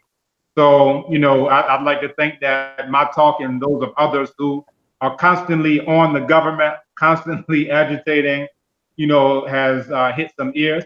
And, you know, there are lots of people who are on the ground. Dr. Maulana, who was the main person who was fighting to get us that first citizenship. I also assisted with that. You know, several other groups. When you say Dr. Maulana, you mean Dr. Maulana Karenga? Dr. Maulana Karenga is nowhere near Ghana. There's another brother named Dr. Maulana who lives here and has been here since the 80s. So it's an entirely different person. Dr. Hamid Maulana is based here in Ghana and has Ghanaian citizenship. Go ahead, sorry, I interrupted. Go ahead. Yeah, so no problem. So yeah, so Ghana was, you know, the first one to do it, you know, on at least a group scale, to say that, and you know, this is what the president Muhammad said. He said he's not giving us anything; he's restoring what's our natural birthright. So that was the first 34, and right now we have 2 lists with several hundred people on them. And if the Ghana government actually makes good on its word, and you know, I like to keep a skeptic realism on this because we know who we're dealing with. Yeah. People who have been trained their entire lives to be anti-Black, anti-Africans. They worship imaginary white people. They want to make a national cathedral, all these things. So, you know, we keep a skeptic realism, but this has been the first statement that they've said, yeah, this year return is going to converge with what we've been talking about, which is citizenship. Okay. So, you know, we'll see if it's Gambia, beautiful. But, you know, at the end of the day, all of these are imaginary neo-colonial fragments that were cooked up at the Berlin Conference. Yeah. So I also posted a link to this African Union passport unveiled this year. And I think that, and well, one thing, I have a Ghana passport that should, under what I've been reading, entitle me to the AU passport. Yes. So I'm traveling to Togo, I'm traveling to Benin. I could do that visa-free with my Ghana passport, but there are other countries that I can't go to visa-free. But, you know, ultimately, this AU passport, if it works out to be what we're hearing about, will be, you know, I think a step towards being able to move, you know, within Africa and beyond. Because if we're talking about Black people, regardless of location, we need to have, you know, we think about these Arabs who are on stolen territory in North Africa, that they still have their Arab lead because they know who they are, right? But where's our Black lead? So I should have a passport that enables me to travel to all the countries, including those occupied territories occupied by those Arabs, but then also to a place like Haiti. You know, there are more Black people in Brazil than there are in Ghana. So, you know, what's really going on? You know, I should be able to travel to Jamaica, to Mekamui, what they call Bougainville in the Pacific Islands. I should be able to travel to West Papua New Guinea, because that's what real Pan-Africanism is all about. Black people, regardless of location, instead of location, regardless of whether or not you're Black. Well, I mean, I know it's been popping off over there, brother Obadele, recently, the last couple of months, really, in terms of the Ghana Year of Return. Have you been to any of the official? Well, you just said you spoke at something the other day, but there's been a lot of, like, I heard Muta Baruka was performing out there. That was a big thing. What's the energy out there? Just give our people a sense of the energy out there. Yeah, so Muta Baruka, he actually interviewed me when he was here, and I was part of African Culture and Wellness Festival, which is organized by Dr. Sharita Yazid, and she has that as one of the events that is, you know, associated with this Year of Return. And I've been, you know, doing this. This is long before the Year of Return. This is like the 5th one that she's done. Yes. And I've been doing them. I teach capoeira there, which is an African combat science that we use to beat down all these Eurasians and even those Black people who choose to use those Eurasian arts, right? So let me see. I don't know if that, hold up, let me give you the link to that. But, you know, on the talk, you know, I also dealt with that exact same thing in terms of the Year of Return. So not the link that I just posted, this one here. You can check out that video. But when I go into the fraud of this 400 years, that's longer than 400 years. But then also just, you know, going into what are we really talking about when we say Year of Return? And is that, you know, consonant with repatriation? Is that dealing with being able to, you know, not only return, but stay and not just be an ATM? All right, we set you dry, now go back to where you came from. So, you know, dealing with some of those hard questions with Muta Baruka, and that was one of the Year of Return things, and several other things. Basically, it's people who are doing their own events, then they send it to the government, and the government puts it on their website to say, oh, this is a Year of Return event. Okay. So that's the way it works. But then, you know, the government is going to do their own thing a little bit later on. I think Panafest and other things are going to be on that docket as well in terms of Year of Return event. Okay. Big up, Sister Ife in the chat. I see you, sis. You know what I mean? Yeah, sister of Brother Scattered. Yeah. Hey, ShakaRa, can I just say one thing? No. Yeah, go ahead, bro. No, because, like, as you know, I went to Brazil, and I went to Brazil for 3.5 weeks. Yeah. And what you're going to find is now the kingdoms, which are as I always call the kingdoms, are the families that are the true owners of the land. Yes, yes, yes. And what you'll find is that the Queen of Republic of Congo has been touring as much as possible into the African diaspora. Yes, yes. And like, for instance, the experience that we've got within Brazil is that nearly every other spiritual house, from Salvador Bahia to Rio to Sao Paulo and a few others, which they began to start to crown her. And as they're crowning her, she's giving them chieftaincy title. The greatest link that she has is that the government of Congo, the new president, is her cousin. Yeah. So now what's happening is that she's going to people, you can stay where you are, or you can come back and let's develop my land. And and even in the greatest terms, she's working as a diplomatic person for all the other kingdoms. So like, for instance, she's been offered a whole massive land in Benin from the King of Benin, which, as I said to you, in like what we're doing over here with the Manhood Academy, is what I'm trying to do is implement the rites of passage within each of these communities. In that perspective, so that when the child comes out from the UK and finishes his Manhood Academy, he's able to experience his rites of passage with the kingdom and what we will call the Babalawos. Powerful, powerful. So what are you saying, like there's gonna be land in Congo waiting for us, yeah? Yep, 100%. Because but between this year and next year, we're going to launch a worldwide rites of passage for men. Well, do you know what? We got to talk because I'd love to speak to the Queen. Anytime you're ready. Yeah. You know what I mean? So, does she speak the Anglais, or do we need to get a translator? Yeah, she speaks 4 or 5 different languages. Spanish, beautiful, Portuguese, English, French, you name it. She speaks it. Brother Obadele, on that point, yeah, I'm going to ask you a controversial question, bro.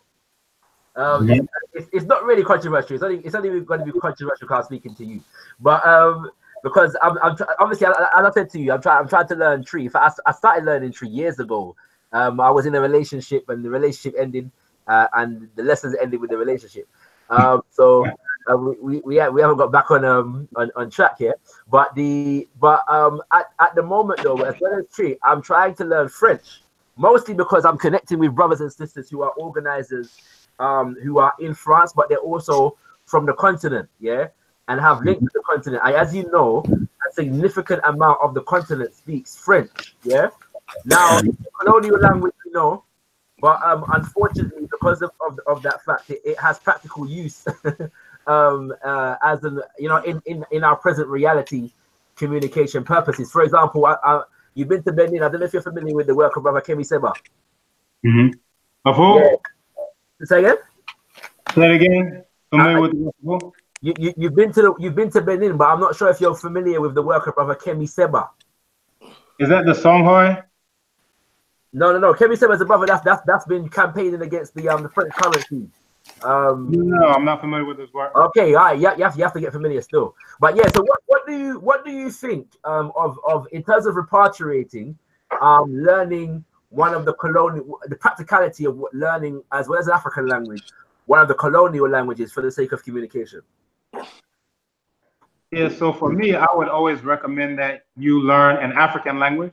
So when I was in Senegal and Gambia, my thing was, all right, I could either spend my time learning French, or I could spend my time learning Wolof. So for me, anticipating going to that country, I decided to learn Wolof. You understand? So there are people, and ultimately it's up to you to make your decision. So if you have your eye on a specific country, on specific places, then you can say, all right, I know that I want to go to this French-speaking place, but let me try to learn the indigenous languages. So that would be my recommendation, and I think that you'll have a vastly different experience if you do that. Definitely. Of course, people who want to learn French will be learning French. People who want to learn English or Portuguese or whatever will be doing whatever it is that you want to do. But my recommendation is learn an African language and learn several African languages. So the way I've lived my life gives me the right to say you can learn various African languages and master them to the point that you can teach native speakers that language. Yes.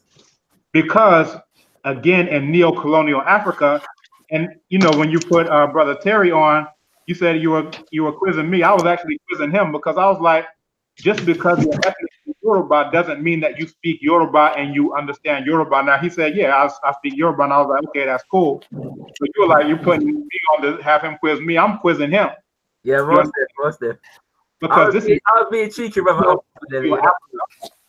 Most people, or let me not say most people, a lot of people don't speak their own indigenous language well.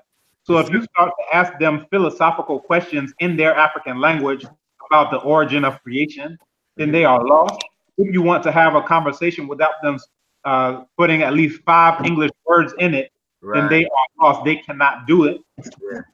So, you know, we have to separate, you know, and this is the thing. So in undergrad, I studied something called so-called African American Studies. And you have all these people who are in there. This is at Morehouse College. You have all these people who are in there who are like, oh, I'm ethnically African American, so that must mean I magically know who Hiram R. Rebels is, or who P.B. Pinchback is, or like that magically means that I've read Blake by Martin Delaney, or that, you understand? That being ethnically whatever does not mean that automatically you've just soaked up everything, you know everything about what that is. So, you know, not to say that Brother Terry or anyone on the call, I would expect that if they're on this call, they must know their language. But just to let you know, that's the situation that we're in. So if you come to Africa and you meet people who are not proficient in their own language, don't be surprised, because that's the nature of the neo-colonial situation. No, most definitely. I'm going to find this video. I'll post it in the chat, Kings and Queens. But there's a video where Brother Obadele is translating technological objects, into the Tree language. But he's doing it. He's being interviewed on Ghana television by people that have been speaking Tree all their life, and he's, you know, creating these words. They ask him, how do you say microwave or cellular phone or microchip or in Tree? And he's giving them the answers. It's a mad thing, and you can learn a lot from just doing that. I'm looking more into this language thing, and I think one of the things that we kind of spoke about, me and my brothers who are living in France at the moment, is that you know, because they're trying to learn the English as well, and I'm trying to learn the France, but that's more because of our organizational program. But then we basically said, but together we have to learn Swahili, and that is the ultimate agenda. You know what I'm saying? Right. I did want to wrap up the chat in about 10 minutes, but we've got Kevin Lewis in the conversation, so you can feel free to contribute, my brother. By the way, having said that, if there's any further feminine energy that wants to join the conversation, you know what I mean, I'll make an allowance for that. Like if there's some a sister out there who wants to jump on and say something, ask a question or make a comment, I'll allow for that. But other than that, other than, you know, a beautiful African sister, can we make Brother Kevin the last addition to the chat? Go ahead, Brother Kevin. Brother ShakaRa, it sounds like you're trying to get your tree lessons on again with one of those beautiful African sisters. Oh no, I'm fully locked down, you know, sis. I'm fully locked down, bro. Okay, got you. I'm locked down right now, you know what I mean? So yeah, I'm finished today. I'm locked down, you know what I mean? You get me? All right, no problem. Other than the fact that you know, we was having a good conversation about polygamy the other day, but that's it. You get me? Other than that, I'm finished. You know what I mean? I'm done. Yeah. That's a joke, by the way, Kings and Queens. Right, Kevin.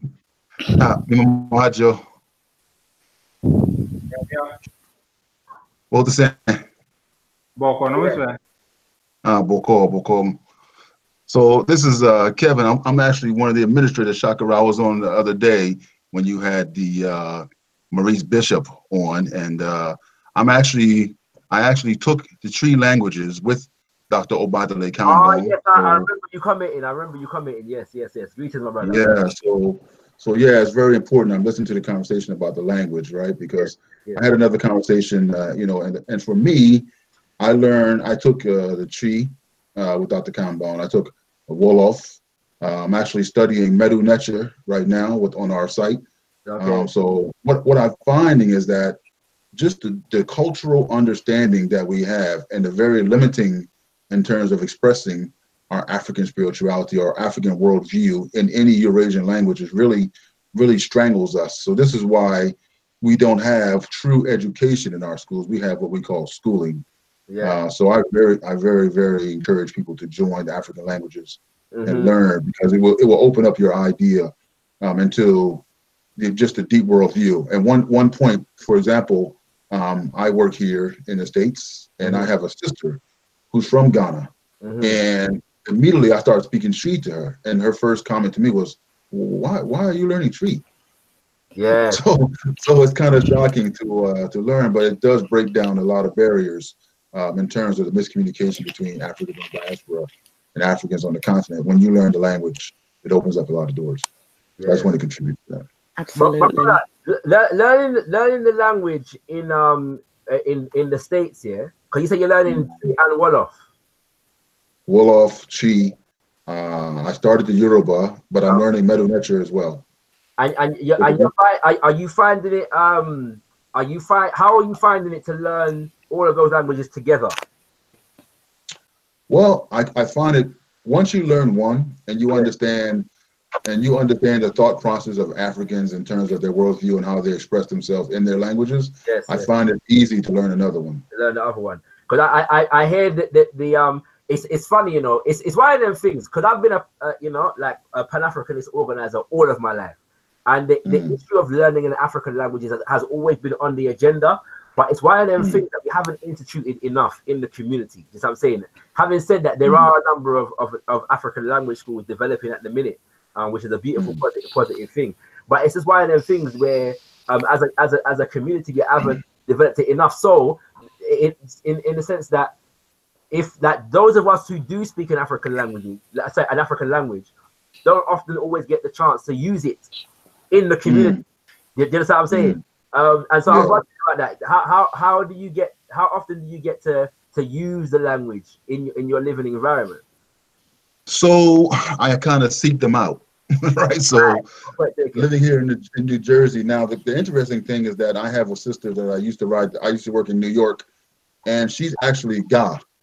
Right. So she speaks a totally different language, different dialect of Ga, but she understands Tree.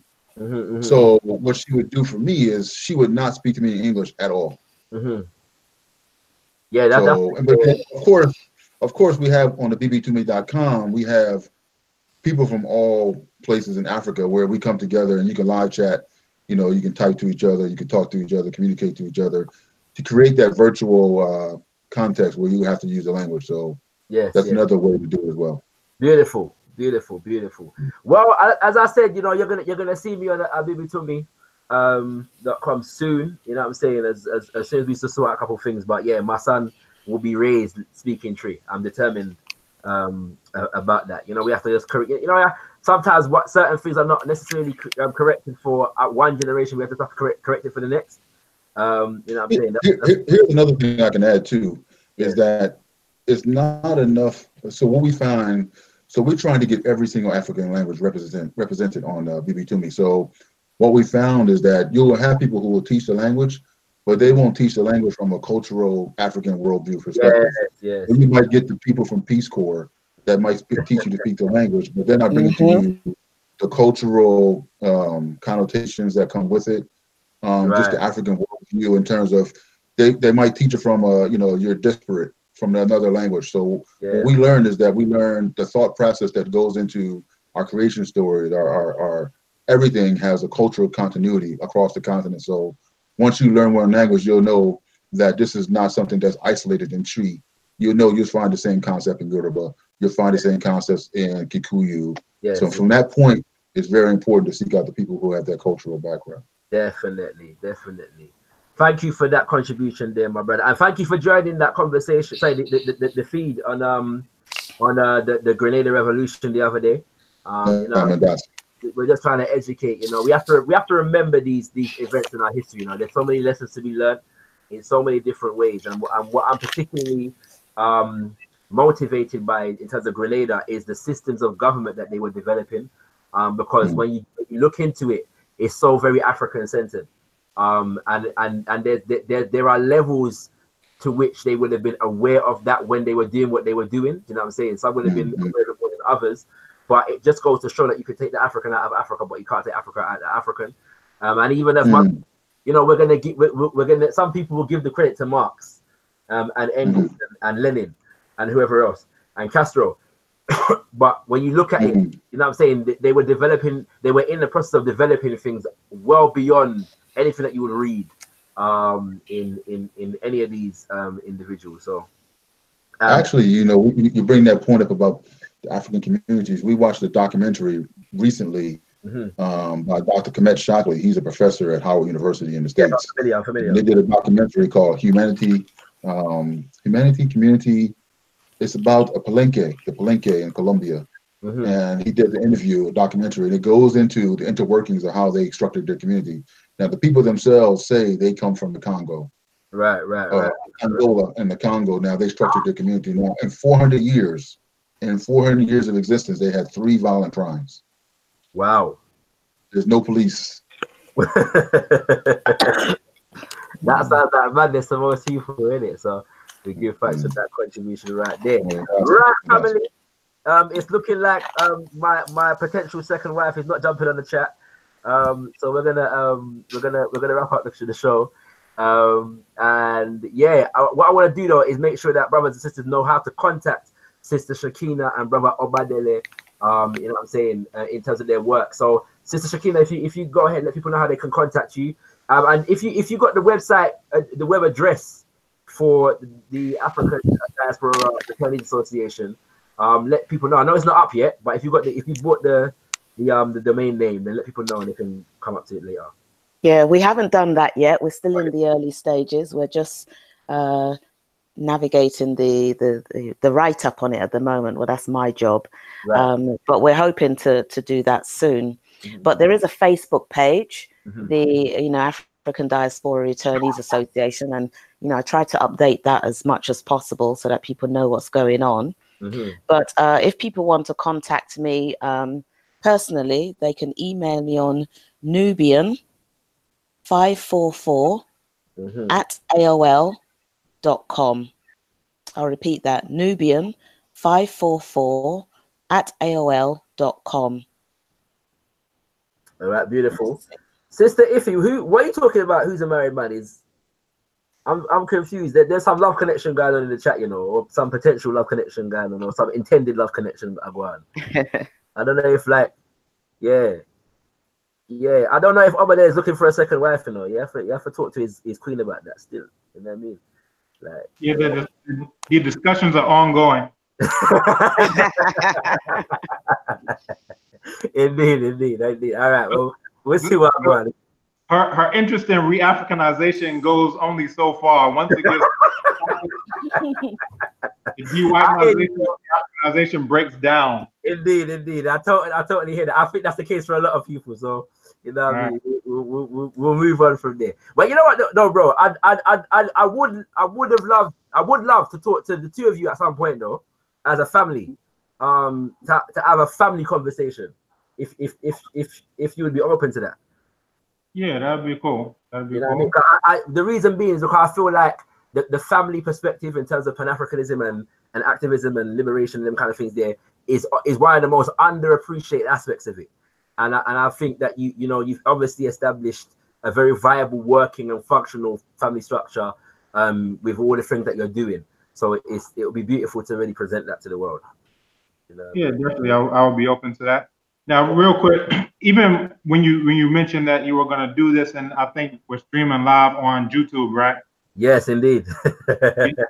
So, one of the challenges that I have, or one of the policies that I have in general, is that I only interact with African people on African platforms. Yes. So all the people, if you say you're about Pan-Africanism and this, that, and the third, and you're only on Crackerbook and YouTube and Nitwitter and all these things, it really makes me like, there has to be an improvement, on that. So, we have abibitumi.com, where it's African owned, African operated, and only African people are allowed on that site. Yeah. If you are non-African, you are not even allowed there. So every day I got people coming to me and saying, oh, I got put in Crackerbook jail. Oh, they banned my thing or whatever. I don't even know what the terminology is. And I'm like, you know, we have our own thing, right? But this is, you know, the same thing that we deal with the white man's ISIS colder. So even when we have a platform, a viable platform where we can connect with each other without dealing with, you know, these things, it's me and Ajakwa Joe, who's on the line, we say that we are dentists because trying to get black people to do black things is like pulling teeth. But that to the side, I would like to invite everyone who's on the line right now to join our Tumi. And what it is a platform where you can interact exclusively with African people who are about African liberation, so much so that they are not on any of the cracker social media, and they are only on African social media. That should tell you something about how serious those Africans are. That's one. But for those who are interested in contacting me as well, you can contact me through abibitumi.com or repatriateToGhana.com. The emails for both of those are support@abibitumi.com or support@repatriateToGhana.com. And then you can interact with me anytime. So I have quite a few videos out there. One thing that I tell people, that if you comment on my video outside of the African platform, I will never respond to you. If you comment on a YouTube video and so save my life in quicksand, you guess what? You're gonna get swallowed up by that quicksand because I have a policy. I'm not gonna communicate with you unless you're on a black platform. So we have that black platform, and I want everyone to, you know, feel welcome and invited to interact with other Africans on our own thing. No more integrationism. Definitely, kings and queens. You know what I mean? And you know, these are the stances that we're gonna have to eventually start taking on a more collective level if we want to build our own things. You know what I mean? We're talking about all this stuff, but then we have to get to the point whereby, you know, if Sister Shakina is connected to people that are selling cashew, that are growing cashew and mango, that we're only buying from people that are importing their cashew and mango from Gambia, or you know what I'm saying, or you know, from Ghana or wherever it is, kings and queens. You have to get there, you know what I mean? But as they're just saying, to count sand, you start from where you stand. So, and every journey begins in the first step.